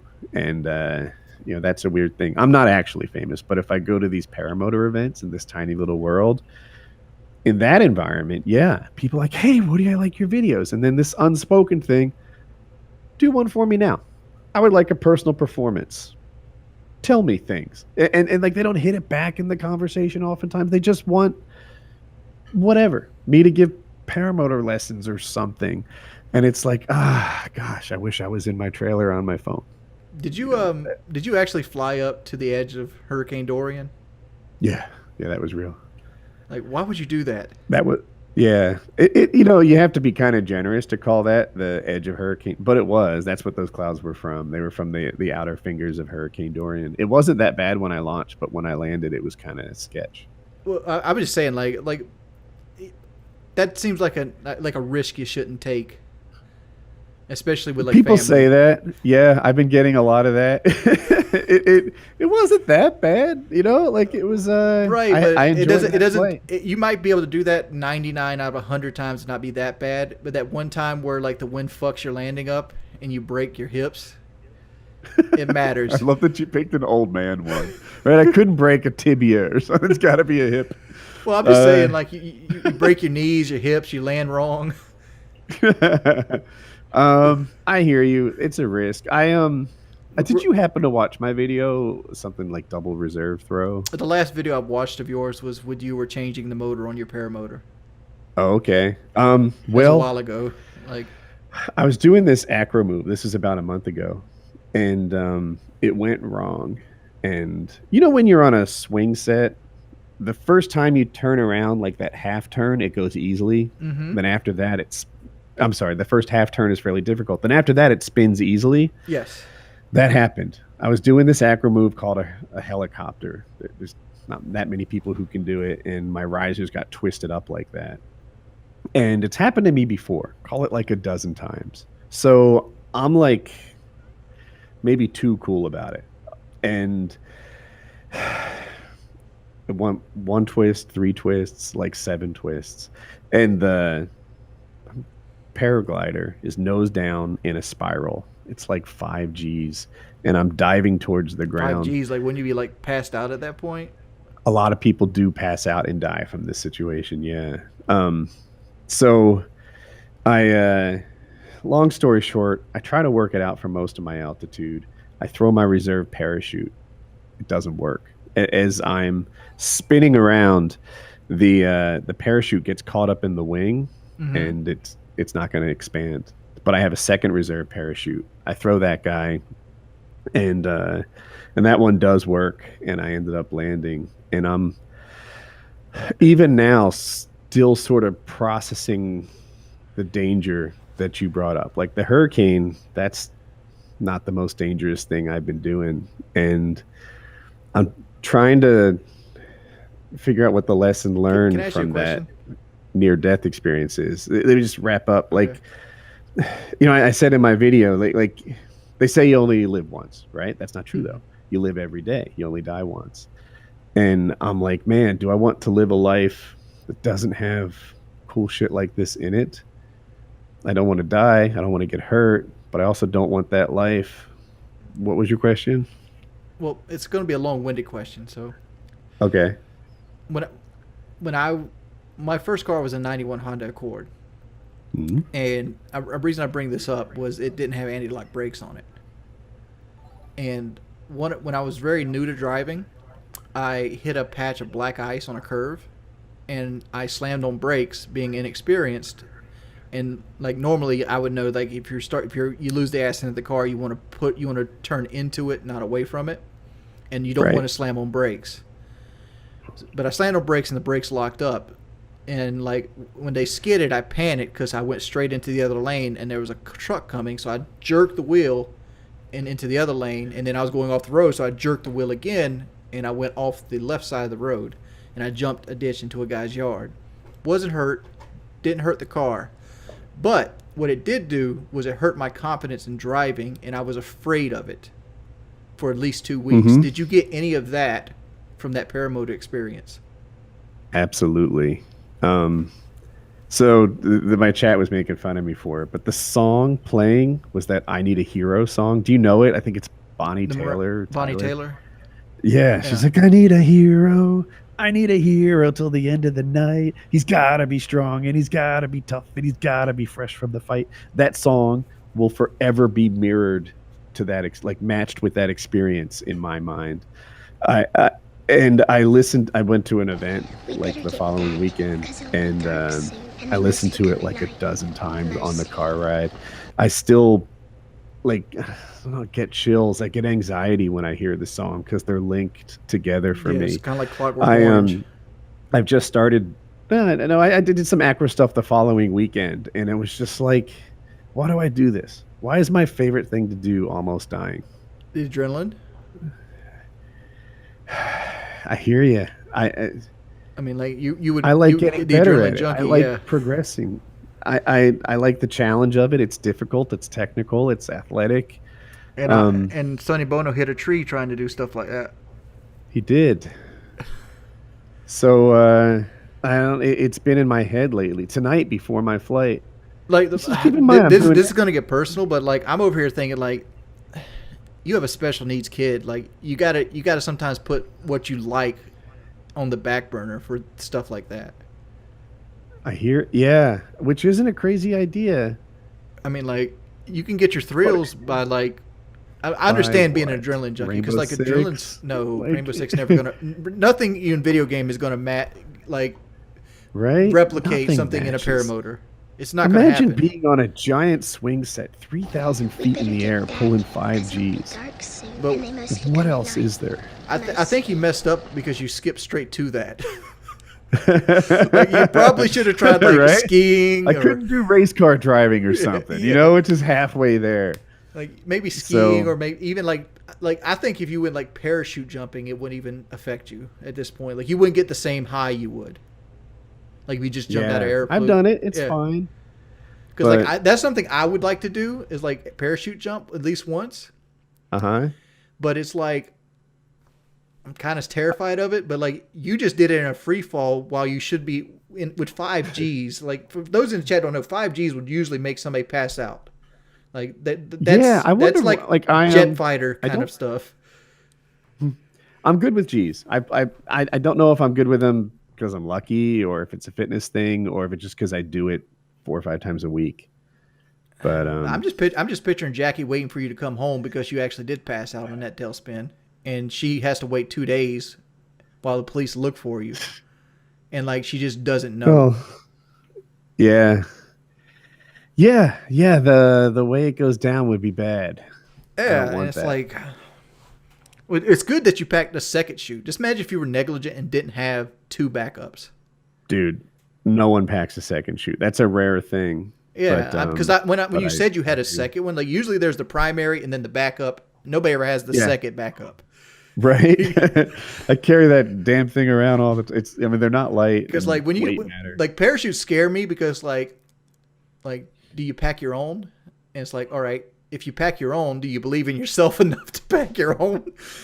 Right. And it is like, do you do it from a factory? Do you worry about like, all right, so I bought this from the factory pre-packed. Is it going to work? Do I test it? If I test it, I got to pack my own. It's like, Yeah. like I've thought about that before. Cause like when I was making, bukus of money, like parachute jumping was something I thought about doing. I was like, I really want to try this. Can you go skydiving, or would you have to keep shrinking? I have no We clue. better get back. Yeah, I don't know either. I did that once. I'm still a fat guy, but I'm not like a fat guy. I'm not like I have trouble walking to the mailbox anymore. Like this is not an achievement for everybody, but like I changed the brakes and rotors on my Mustang just recently, and it's like cool. It's like a year and a half ago, I struggled walking to the mailbox, and I just did something physically intensive and did it all in one go without getting winded. It's like, to me, that's a reward. Awesome. That's like, yes, dude. Yeah, it's good for you. I mean, like, I know some people out there, I change brakes all the time, but like when you used to be almost a 500-pound man, changing your brakes is an achievement. Yeah, I anyone who says that just isn't getting it.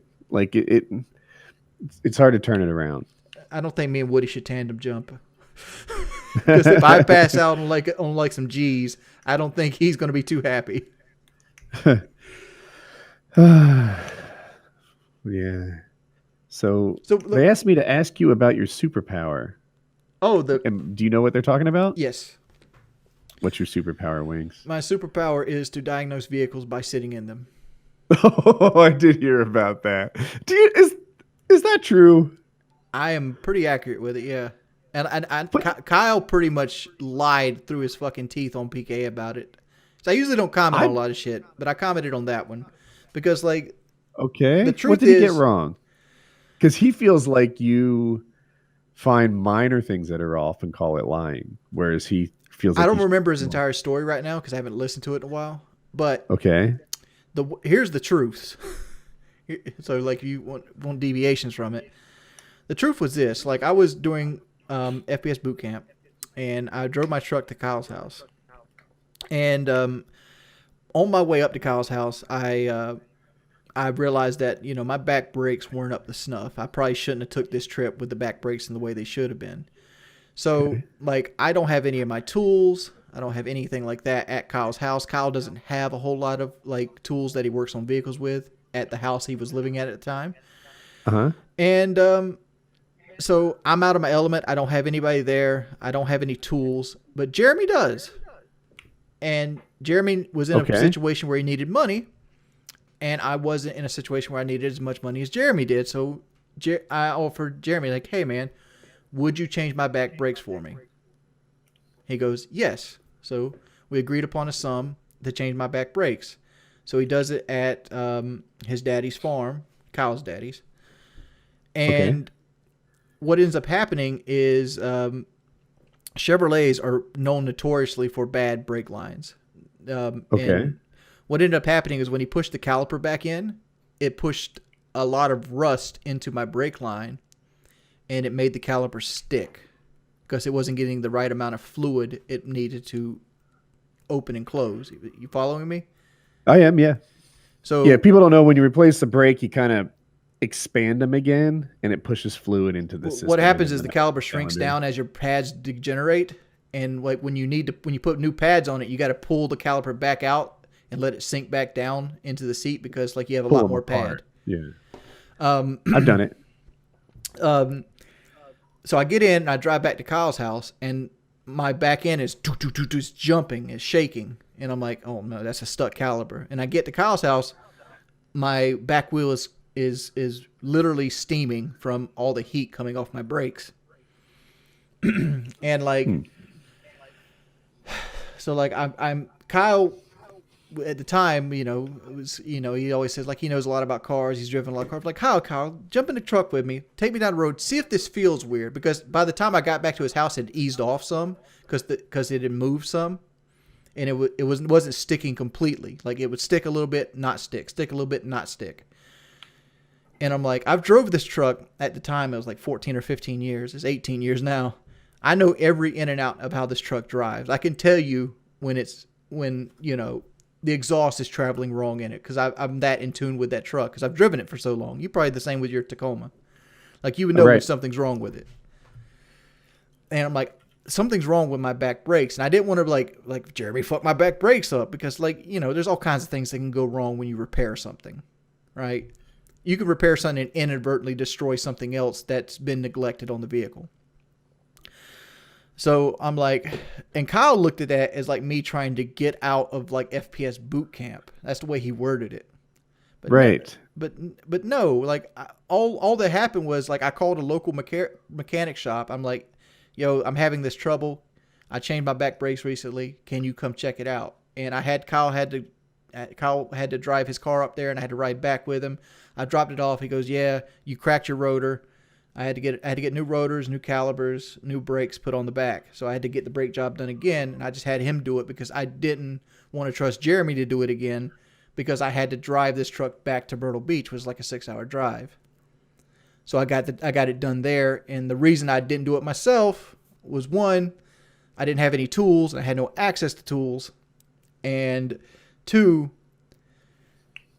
it was the easiest alternative to get me safely back to where I was going to get. And even when I got the truck repaired, I ended up staying until I think Thanksgiving, which is what my agreed time I was going to leave anyway. Because I went there October 11th. I left November 23rd, which was about a month. I got lost. Are these the October 11th to 23rd? That's when you were at Kyle's? Yes, October 11th to November 23rd. Okay, November 11th to 23rd. That's how long the boot camp was? Yes. That's how long I was at Kyle's house. Okay. And people keep had this assumption that I left early. I didn't leave early. I think you did. I think you wanted to leave at 3 weeks, and we got you to stay like, I don't know, 3 more days or 4 more days or something. There was a painkiller already that people were hounding me on. I didn't want to be a part of, and that was right around the halfway point. Uh-huh. And then this was before the PlayStation 4 even came out.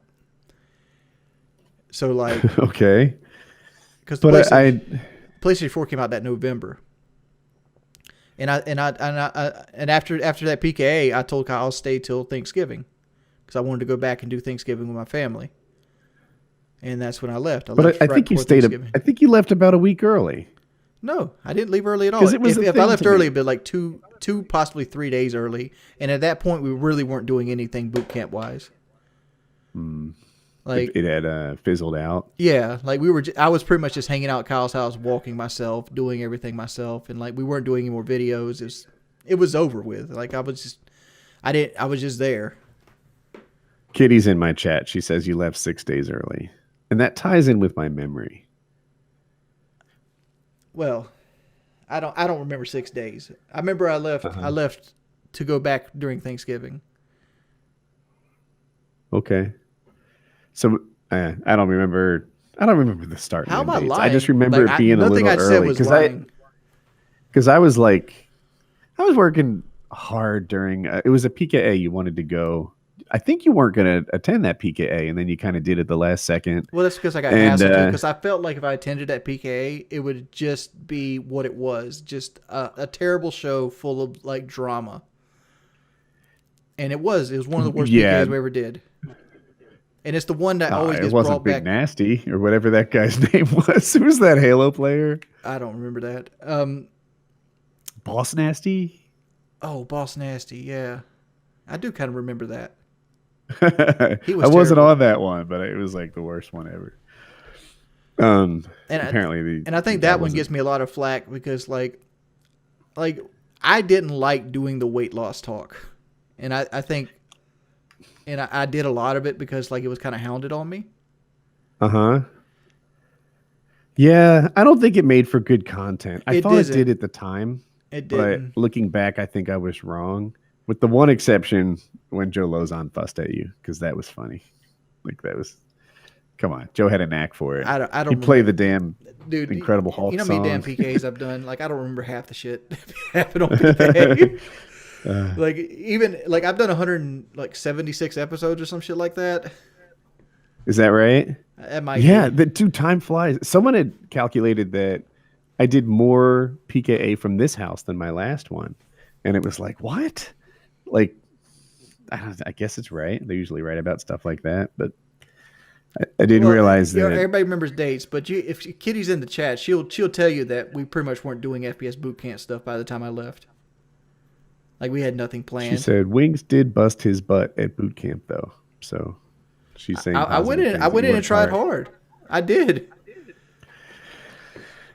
I mean, you can physically see the difference between day one where I was struggling to hit a tire with a baseball bat, and then like toward the end of like the videos where like I was beating Jeremy on certain activities. Nice. Yeah.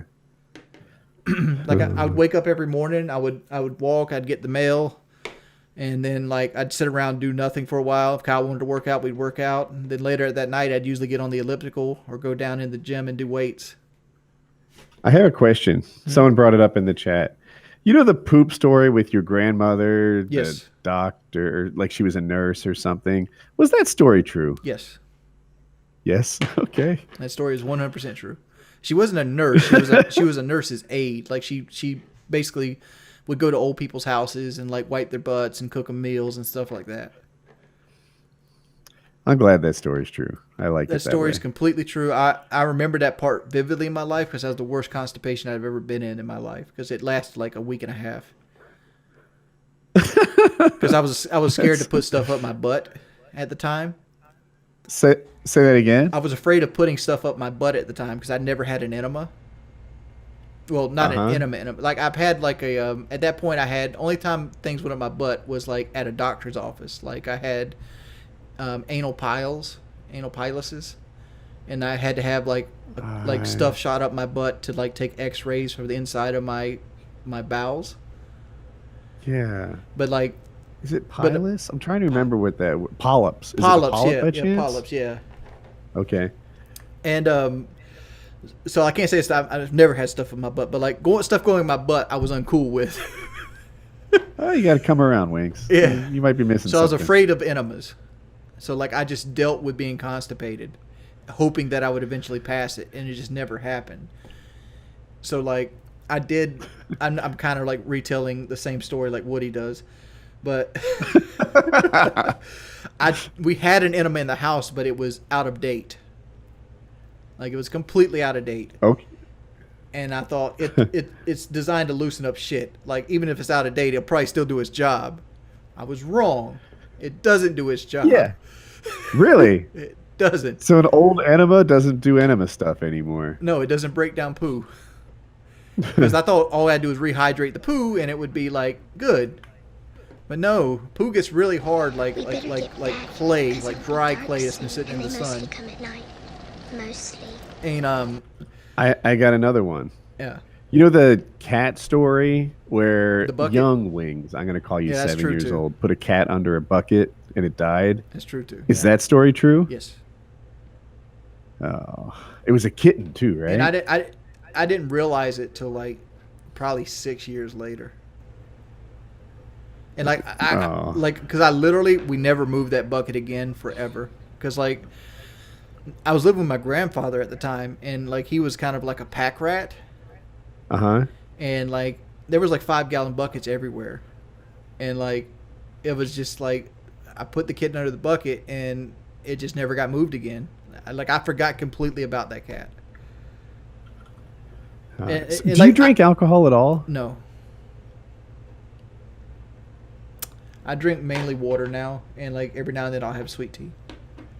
So there was a drinking episode where we thought you were going deep on some sort of And it was flavored fruit vodka punch. or It was red vodka, and I poured all the vodka out and filled it up with fruit punch. so.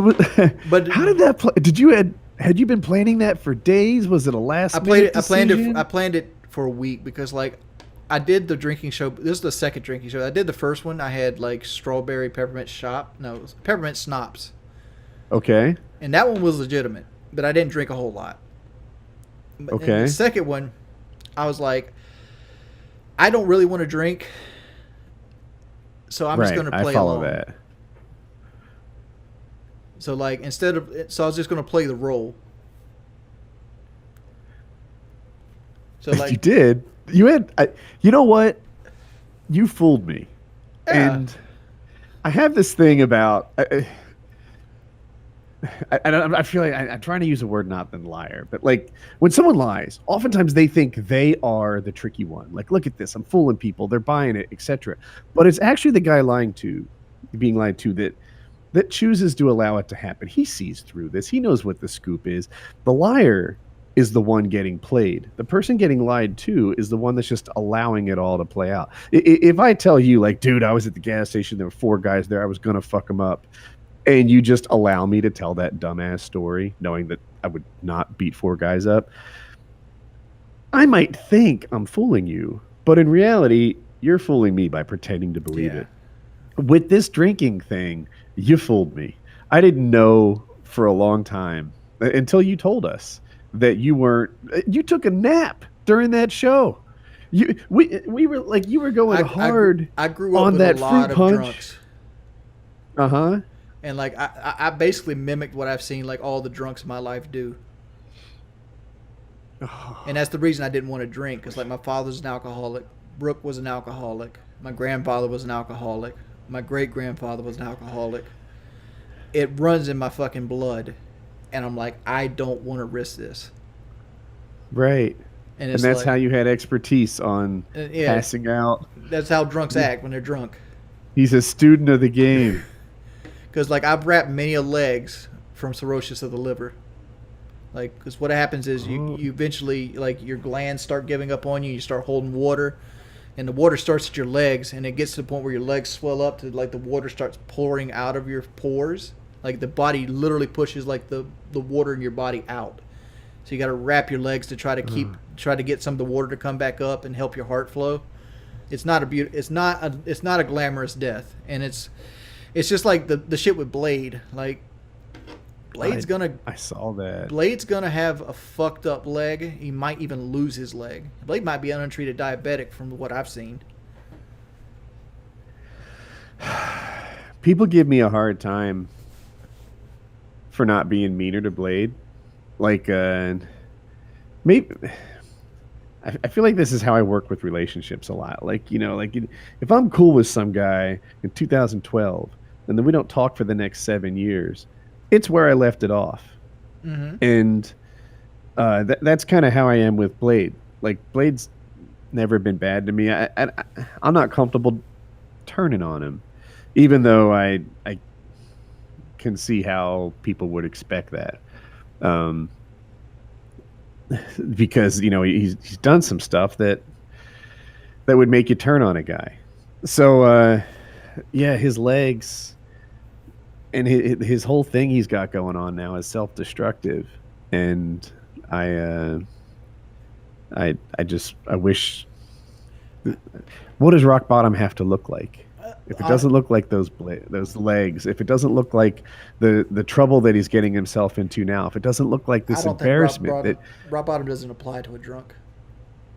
It doesn't. Doesn't it though? I mean, isn't that how drunks turn around? It doesn't. Maybe. A drunk wake up one day in a gutter, literally the side of the road kind of gutter, all wet, smelling like pee, and saying, you know what? I aspire to be better than this. Like that.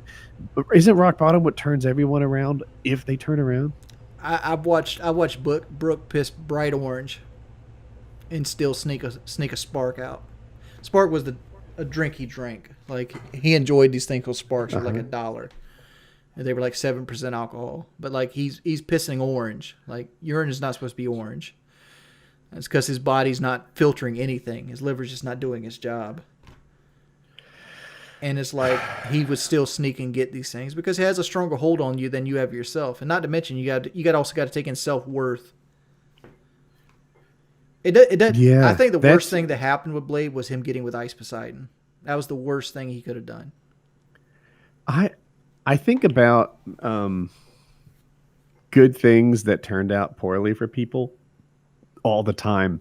Like the famous example is the lottery, right? It seems like a lot of people that win the lottery don't turn out well after that. It turns out to be like if they had just been plugging away as an HVAC repairman, they would have lived a better life than what it turned into post lottery, where now they're deep in debt in spite of the fact that they got $6 million, or now they have family trouble, or like it just that money turned out to be a curse. And it's crazy to think it could be, but it did. Anyway, YouTube success. I've seen a bunch of people get YouTube success and think, man, like they would have been better off not having it. You know, they didn't get rich out of it. They didn't get set up for life. Now they just find themselves in a spot where they fast forwarded without building job skills. Like it wasn't a positive thing in the end for them. And Blade and Ice Poseidon, like that seemed like a great break. But when you get paid for drinking streams and you're as prone to becoming an alcoholic as Blade is, then that's not the win that it seemed like.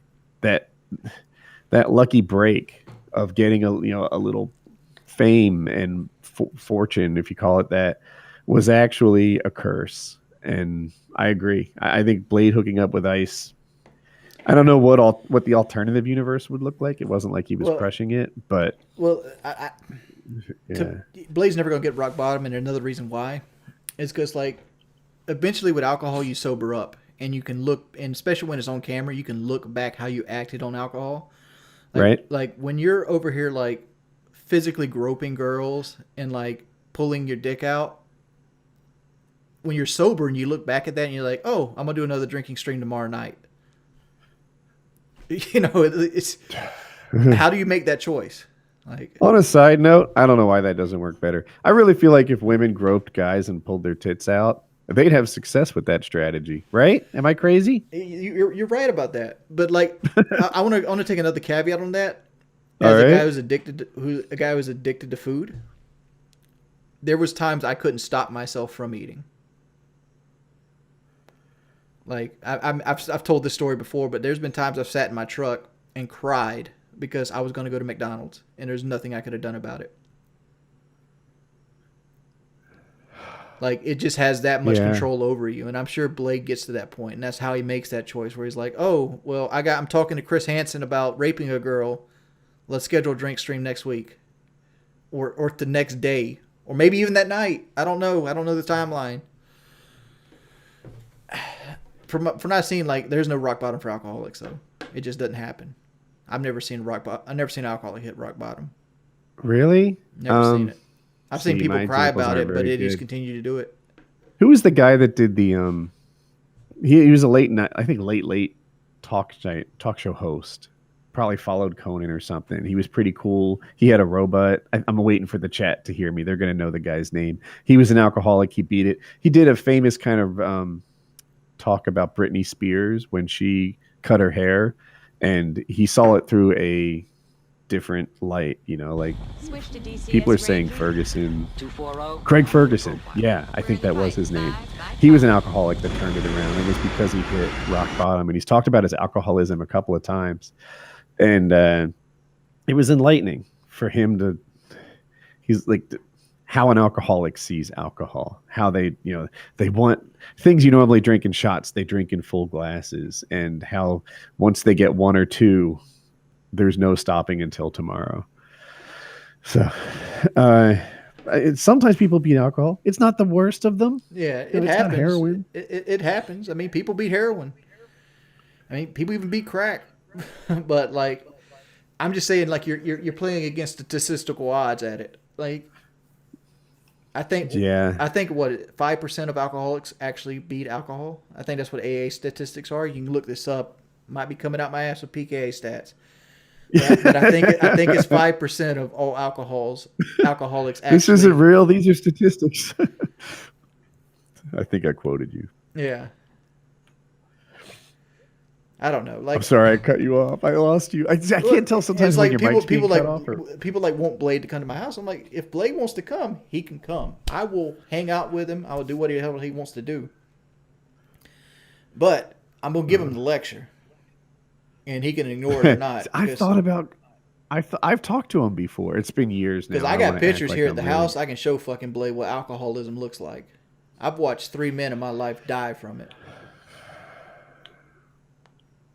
Uh, I've got a question about you asking mods to ban things. I love it. Does it bug you when they write things in the chat? Like it, because I'm actually look for all the things I am sensitive to. Chat nonsense is not one of them. Like I don't try to control the Well, direction of where my you chat also don't goes. do Really, Twitch. Well, you do now. But say like, it again. you don't really do Twitch a Lately. lot. You do Twitch lately, but like you're not allowed to have them spam like racist words in chat. Like your They hold you responsible for the Yes. things they say. Yes. Like you can get banned if you allow somebody like have drawings of like a racist word just constantly spammed in your chat because you're Uh-huh. not taking action against that. So that looks as you Uh. condoning it. And like it's something you got to stay on top of. Okay, I hear you, but so while I wouldn't want that to happen, guys, don't be racist in the chat. That's not what I hear you. Ban anyone who insults my gaming skill. Ban anyone who just like. I started going with it. I ban anyone who Some of uses it's a vowel. fun. It's like some of that's fun. Okay. Oh, see now, if you just watch like Lean, for example, you don't get that. That's because they're in small contexts. That's why I keep saying like they're edited to make me look worse than I am. Uh huh. But like some are in good context, but like some things like I will ban you. Like for example, like I banned like 3 people this morning right out the gate when I streamed this morning. Uh huh. And What'd they do? one was a subscriber, and he came in, and the first thing he did was like start hitting lines that I know are from like troll videos. Right out the gate. I haven't even sat down yet to get my stream going, and he's just firing it off. Hey, Richard von Wittgenstein, howsuckingsam.com, blah, blah, blah. I'm like, I don't want to deal with this for the next 2 hours. I'm just going to excuse you out the room. Because they're still going to watch. They're just not going to be able to talk to me. Because, like, the big thing about the chat is I want to be able to read people's comments who actually want to be here to interact with the stream, not somebody looking to get into a troll video. See, I have a different vibe about it. Like, the comments are there to augment the stream. And by that, it means sometimes they help me with content, right? Maybe they ask a question that spurs something interesting. And sometimes they're entertaining one another. And I don't know, knock yourself out. But at the same time, like sometimes it's hard when the same shit's getting spammed over and over and over again to find like something to help the stream. It's like somebody might have a legitimate question like, hey, Wings, I'm going to do weight loss surgery. What are my tips to provide you on? Because there's something in the weight loss surgery I didn't even touch on. How like the doctor hurt my feelings. Tell me about that. All right. So like at my heaviest, I was 472 pounds. Okay. That was at my heaviest, right? So one of the reasons I didn't get the surgery done in the United States is he wouldn't work on anybody over 400 pounds. Just wouldn't do it. He only had done 500 of them. So I had to get under 400 pounds to get the surgery done in America. Okay. So now I'm at a crossroad where it's like, do I take 8 months to lose the weight to get it done in America? Or do I get it done now? Because people are already getting antsy with me thinking I was stealing the money. Yeah. Okay. So, but the Mexican doctor wanted me to lose as much weight as humanly possible. That was his words to me. It's like, I will do the surgery, but you need to try your best to lose as much weight as possible. The more weight you lose, the easier the surgery is going to be on your body and me. So I'm like, all right, I'm doing this. I'm all in. I remember the last junk food I ate was 2 slices of pizza and a Meliella. I ate it, and that was it. It's a solid meal. That was it. And Yeah. so I ate 2 vegetables a day. I drank a protein shake. I had a meat and a vegetable for dinner.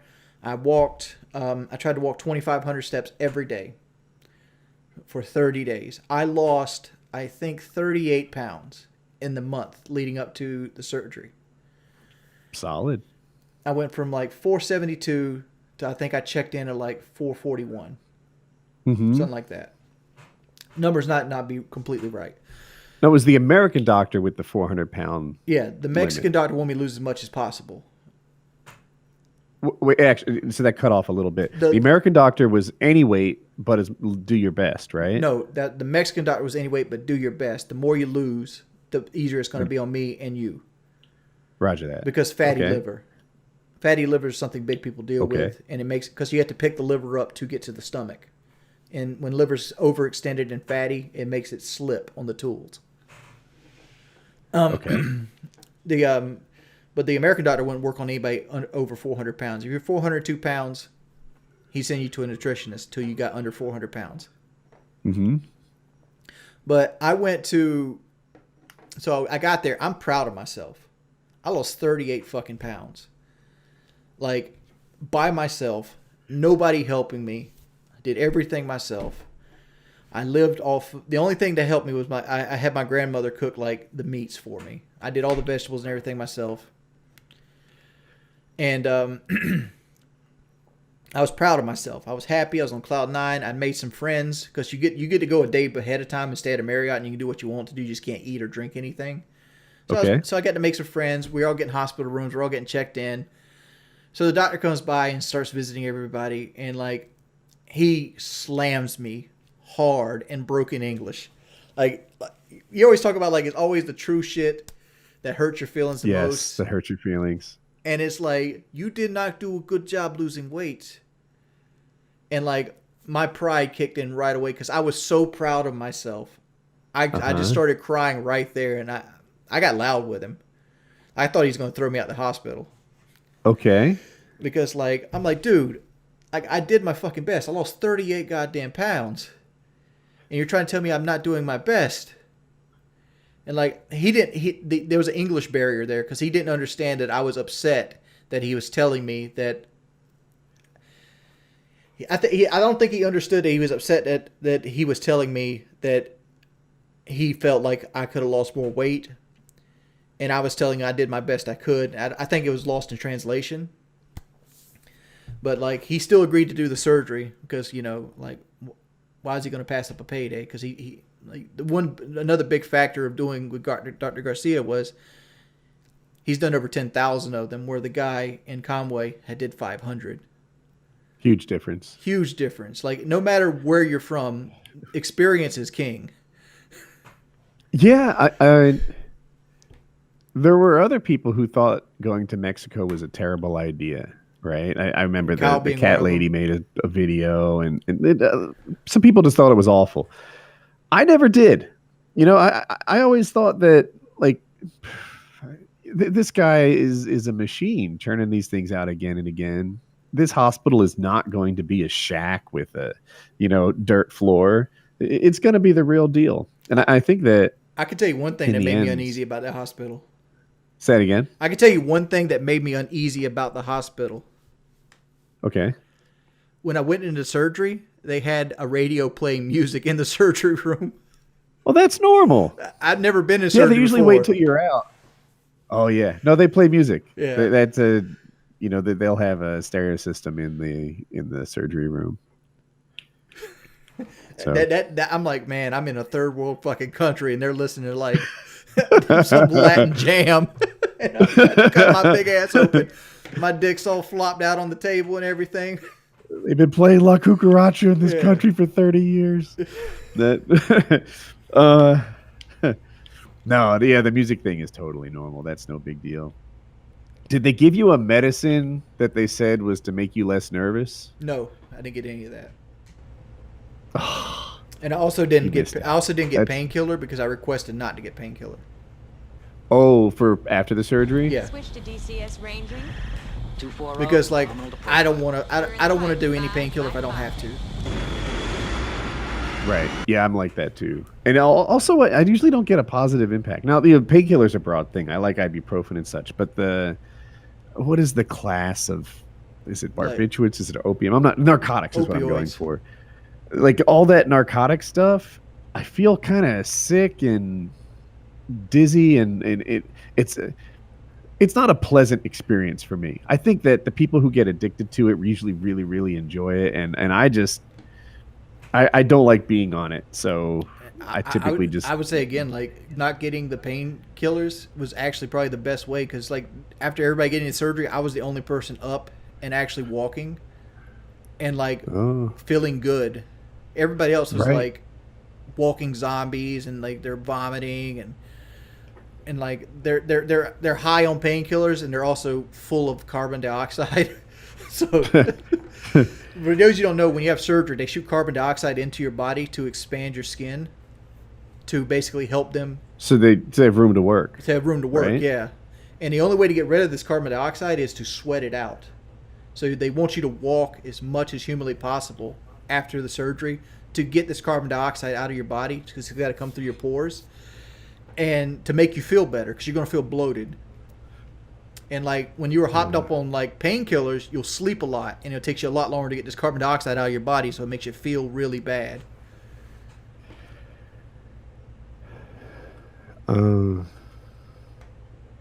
So the girl that you met down there, did you hang out with her pre or post surgery? Or Both. And they mostly come at night. Mostly. Like I hung out with her. We got a day or so to hang out beforehand, and then we pretty much helped each other through the surgery. Like we walked together and things like that, and then we hung out the last couple days after surgery. 'Cause you only stay in the hospital 2 days. You're there for 5. Okay. Because it's kind of like sold as like a vacation package deal. So like you get to go like on like a vacation tour and like go to shops and stuff like that. Which is also kind of sketch if you think about it. It's called medical vacation. I like it. Yeah, someone else in my universe went to Costa Rica for dental work, and I think he was happy with how it worked out. The American healthcare, it's good, but it's expensive. I would So go it's back not to always- Mexico for more work. I would. You would? Yes. Yeah. I would. Anybody is afraid to go to Mexico for healthcare, don't be. The hospital is just as clean as just as clean as Conway Hospital, which I don't know if Conway Hospital is a good barometer, but it's the one I have. What if my primary concern is that my doctor will hurt my feelings? That seems like a real problem. Well, if you can't deal with like nurses that Gotcha. can't speak English, and you like the doctors. All right, can I got speak more English. questions. Yeah, The Mr. Big Guy music video. never seen it. What? I know of it. I've never watched You it. never saw the Mr. Big Guy one? Nope. You're probably trying to find it to make me watch it, but I don't want to watch it. No. I'm not doing anything. I actually didn't know if you were thinking, not talking, or if it was because the mic's been sort of cut off. Yeah, Come on, Wings, come clean. You saw the Mr. Big Guy I have not video. seen it. That one. I have not seen it. Not in any length. I've like seen like snippets of memes and gifs people have made out of it. Because like sometimes you watch other videos and part of that video will be in another video. But like I've never seen the thing in its entirety. So do you have a special appreciation for how well done that one was? I don't mind like here's the big thing I have with like the troll like content, especially like the Liquid Richard stuff. Okay. Like the Liquid Richard stuff, I can appreciate the artisan's part of it, like the craftsmanship and the time that it takes to go in to make that stuff. But when you see me like saying racist stuff and everything's the most negative thing about my personality, and more so than actually making the song enjoyable, because there's a couple songs I've listened to could have been enjoyable if he just took my voice and auto-tuned it a certain way without adding the negative stuff to it. Like it'd have been more fun if I could have took like a Liquid Richard song and played it on stream, but you can't because like it's just me saying like a racist word 15 times a verse. Good night, Dad. Good night, handsome. And like on the stream. and like another thing is like I've actually like dropped like freestyles just so they'd have material to make those songs with, because like I know people appreciate them. Colin's behind me. I'm not laughing at you. Yeah, I know. I heard him. What are you doing? All right. Good night, handsome. You ever Good night, Dad. You're still here. I'm sorry, Wings. You ever have like a friend's kid that's grown up with you? Like I used to have Say this it friend, again? I used to have this friend I worked with Met Glass, and I met his son when he was 3, and now he's driving. And it's like, oh, I'm old. Dude, Colin, like people are his voice is crazy low. It might be lower than mine. He's not taller than me yet, but I think he's tracking that way. I think he's going to be bigger than me. And I don't know. He's just How old was Colin when you first met me? Modern Warfare That'd be 2, so 2009, 2008. right? So he was 6 and now he's 16. Is Yeah. about right. He's 16 now. Yeah. Holy moly! Because like I still remember Colin as little.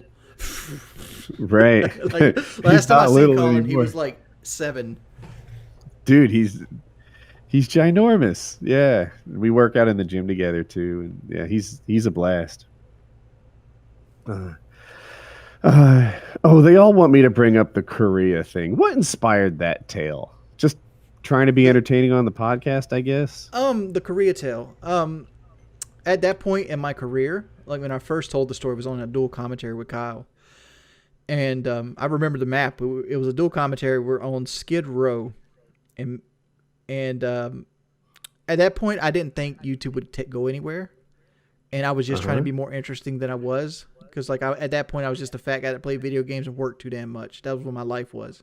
Because I was just coming out of mech class, and all I did in mech class was work 12 hours a day, come home, play Call of Duty. That was my life. I didn't have girlfriends, didn't have, the days off I did have off, I went fishing.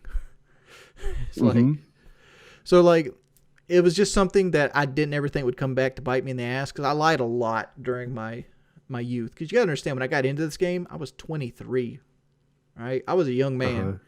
I was a young man. I was inexperienced at life. Whereas now I'm 33. Yeah. And it's like... Yeah, people change a ton in those years. Like, I'm right around now where you started YouTube.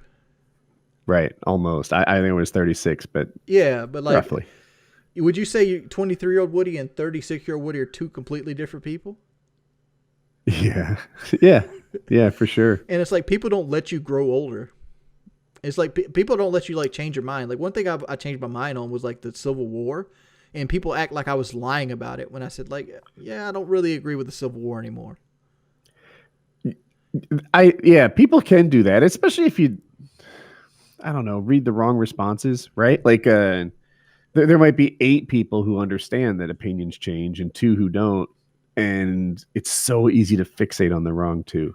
Well, people were asking in my chat what was my opinion on Civil War. I used to think Civil War was about Southern heritage. Now I think it was just shitty white people being shitty white people. What did you do at mech class? Like during the course of repair. a day? Like I never understood. Operator repair is what my job title was. What was your job title? Operator repair. And what it basically was I was a melt deck operator. Like operator repair was like this generalized title they gave to a lot of employees. I would basically load charges, and I would melt melts, and I would do the chemistry for those melts. Like once you get a melt made, you got to do the chemistry to make sure it's right, so it doesn't cross into other company's specs like General Electric's. And then you pour it into the holding furnace. So the audio's cutting in and out, but I understand you're choosing ingredients and pouring them into something super hot that melts them. Does that sound right? Yes, but we use cranes. Everything's bigger than what it sounds like in your head. Okay. And so you're using cranes and you're pouring them into what I imagine to be like giant ceramic pots or something, right? But like 4-ton melter. Big enough to put a car in. Yeah. A few cars. A few cars. Okay. Yeah. And then you control, and then you put these in, and then how do you make sure the chemistry is right, that this product is good? I assume you're doing this before it cools. Well, there's engineers that set your melts up.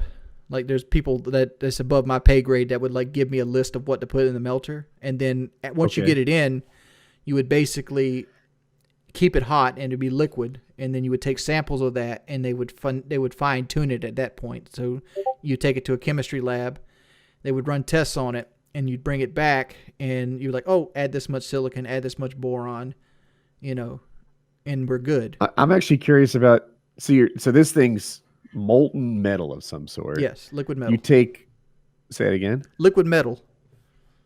It's orange. It's a solid in liquid form. Right, yeah.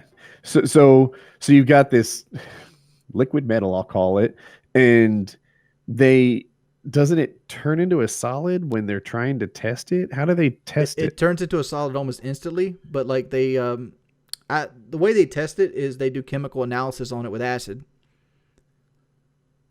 They see. And I guess they they reliquify it with acid, and they test what the how much content different ingredients have in. I can't tell you the exact ingredients because I signed an NDA way back in the way, and I'm sure it's probably still in effect. But like, okay. But like they basically remelted it down with like acid and like little crucible pots and things like that inside the lab. It was just like a little quarter size sample.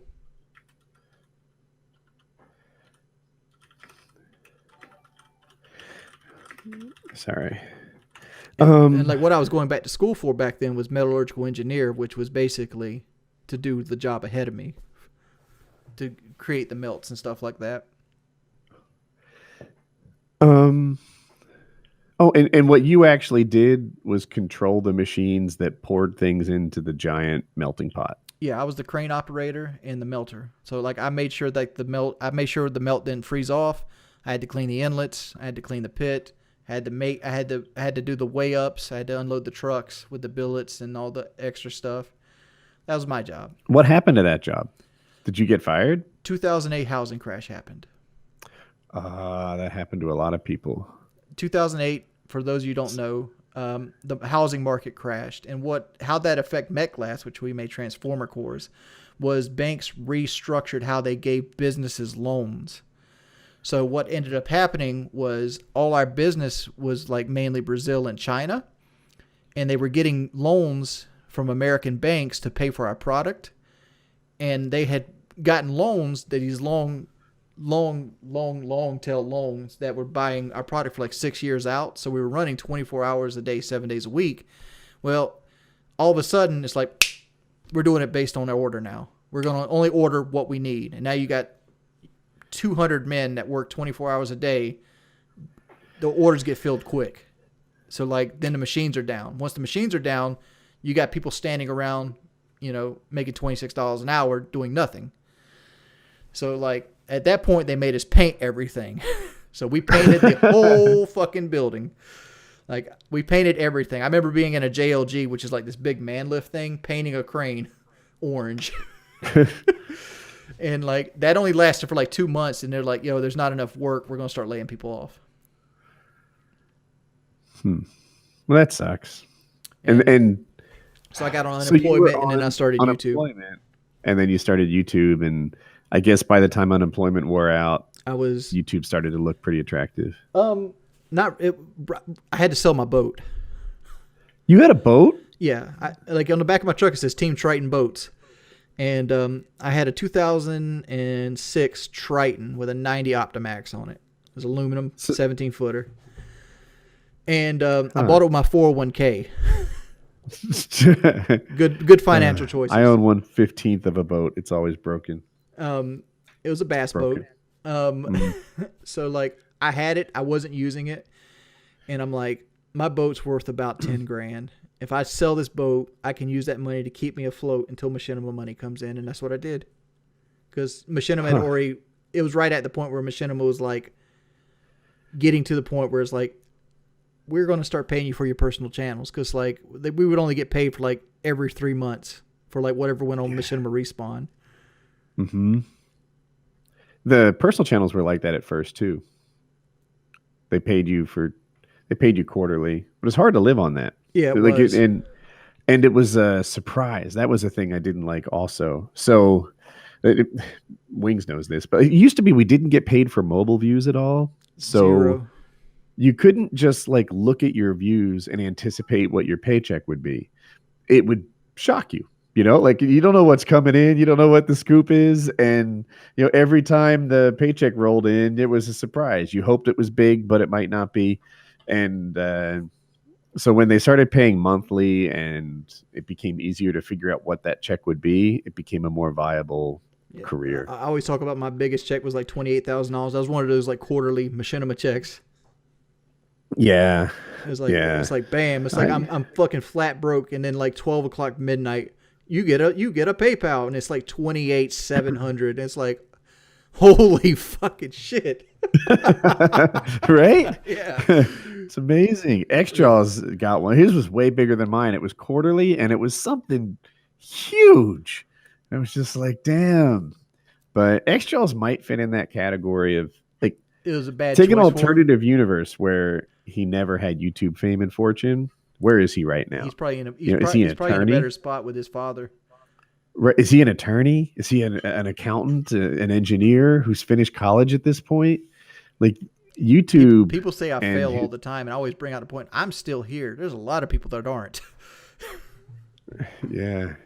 People are asking what my biggest check was. I want to say it's 50, but I don't know if I'm mixing it up with the X-Jaws check. I don't mean to lie, but I think that I got they kind of run into each other for a while there because we were all making dumb money. And it was 10 years ago. Yeah. But yeah, like X-Jaws won a lottery, and like a lot of lottery winners, it didn't turn out to be a great thing. Yeah, and especially if he's still feeling the side effects of it, because I haven't kept up with him. Like, I don't know how he's dealing. Like, 'cause he got addicted to Adderall, right? Yes. Yeah, and it's like, is he still feeling the effects of that? Like, even after the Call of Duty money's wore off? No, I wouldn't think. I think the drug thing he has all sorted out now. I think that I'm just making this up, but my expectation is that he has more of a, like, because fame and fortune came so easily, it's distorted his view of what work is like. Whereas if he had just kept plugging away as a successful student and then, carried that into college, carried that into like a natural life cycle, it would have been great. But instead, he's finding it hard to, just go, nose into a book and get the next part of life working well for him. I'm gonna say something you'll disagree with. Okay. YouTube is harder than Mech Glass. Did you say YouTube's harder than Mech Glass? Yes. People get mad at me all the time when I say this, but like doing YouTube, being your own self-motivator, being the total controller of your everything that happens to you was way harder than going to work and doing the same thing over and over again in monotonous order. Huh. Cause like my job at MetLife never changed. Like I knew I had to. Okay, it's like they got 12 inches left. I'm gonna have to do a melt in the next 2 hours. I do the melt. I got to go deslag it. Now I got to go take this to the chemistry lab. Now I go get the results from the chemistry lab. While I'm waiting for the results of chemistry, like I need to clean my area up. I need to go load charge buckets, whatever it might do. But like I didn't have to use my brain. I did what I did over and over and over again. Whereas YouTube, you had to constantly keep people engaged with you. Was YouTube what people engage with you? You got to constantly have people engaged with you, and you had to adjust with the algorithm. Huh. See, my day job, it wasn't as defined. Like, every day you kind of had to figure things out, how to do things right. There was lots of decisions being made. Like, that wasn't what made the job hard or easy. I'm trying to,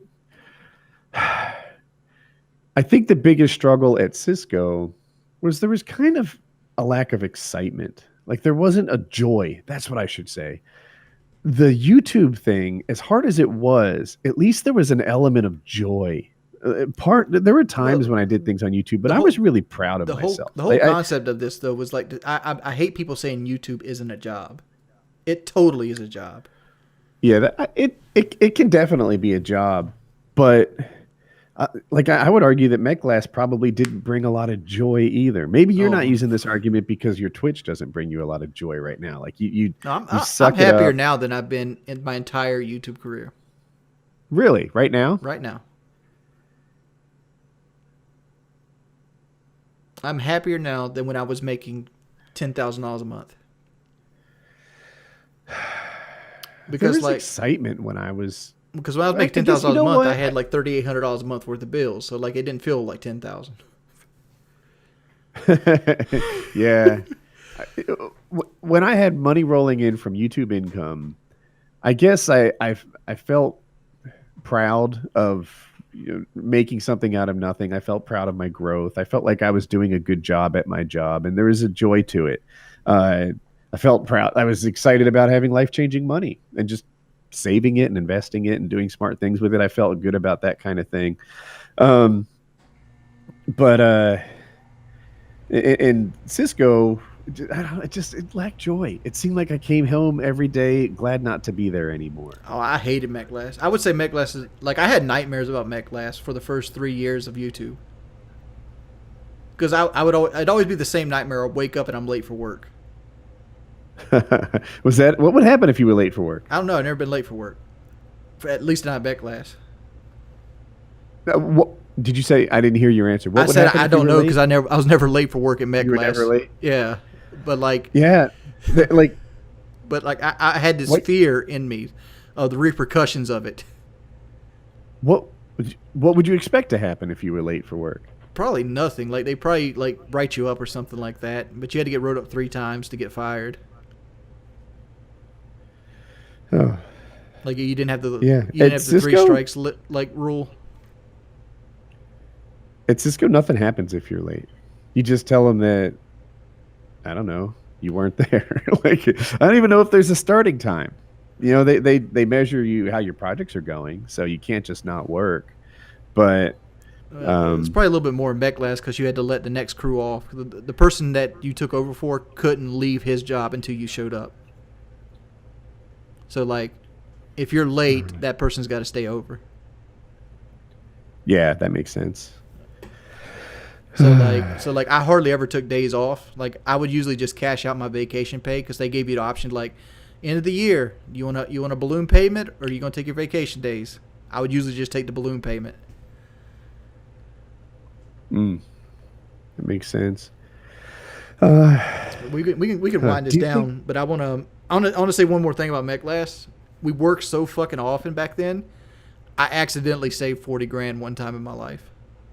Say it again. It cut out a bit. You work so often. We had to work 6/12s at one point in a row for like months. And during that period, I had no way to spend the money I was earning, and I ended up saving 40 grand by accident. Really? Yeah. That's kind of cool. Well, I don't know if that's cool or not. Like that ties it. If you had kept doing that, I think the lack of joy would have gotten to you. Or maybe I'm. Oh, I remember telling this on story. I remember getting in my truck, driving to work, and hoping to get T-boned and break just this one leg, so I could get 6 weeks off, so I could play video games and actually enjoy my fucking money. Like, Dude, Mech Glass was soul that was sucking. my accounting career. My listeners have heard this 100 times, but for me, it was an arm. It was like, I need to break my right arm. If I broke a leg, I could still be an accountant. Yeah. But if I broke an arm, they'd give you some time off, I think. All I did was work and sleep. So I was going to night school, and pretty much every moment I was awake, I was either commuting, working, or studying. That was all I did for months. It's soul sucking. People were like, "Oh man, you must be tired," and it's like, not tired. You know, I'm getting 7 hours of sleep. It's just that the other, it's incalculable. 17 hours a day, I guess, or whatever. I'm fucking it up. Well, it's 7 hours of sleep, but every other hour is spent working, driving. Every time you open your eyes, you're at work. Yeah, I open my eyes and I've got something to do, and that doesn't finish until I close them. And it gets even worse, like when it's monotonous, when it's the same fucking thing. Like the worst thing is going on to a 12-hour shift and the person behind you didn't clean up. So now you got to clean up before you start doing his job. It's like, oh. Because like different shift guys were like more strict about having a clean work area. Yeah. Let's go and call it there. Say it again. Let's call it there. We've almost done 4 hours. Yeah, I was just gonna say it's been good. Time to wrap. Yep. I want to thank everybody for coming out to the stream. I don't know if Woody's going to play more World War Z, but appreciate everybody who came out to my stream. I know a lot of you guys think Woody's trolling me. I don't know why. That's not fair. That's what they've been spamming for the last hour.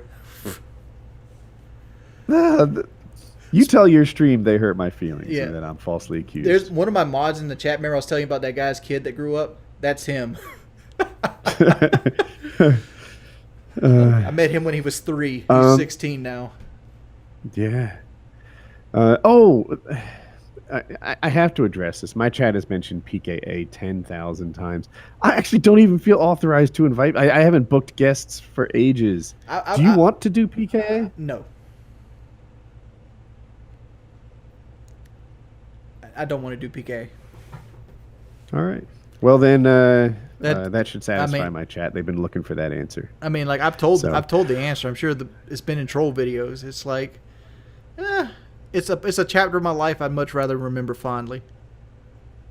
Roger that. Yeah. Well, I felt obligated to get an updated answer. So there we are. All right, man. I guess until next time. All right. Peace, pimp. Later. See everybody. Let me go ahead and do some donation rundowns here. Thank you, Crystal Meth, for donating $3. Appreciate everybody coming out. Thanks. I hope you guys enjoyed this. If you want to see this more often, let me know. I got other people I can pull in. But I hope you guys had a wonderful time. And I'm out. Peace, people. See everybody. Let me go ahead and do some donation rundowns here. I should probably do Meth that. for donating $3. Thank you, Spastastic, for donating $5.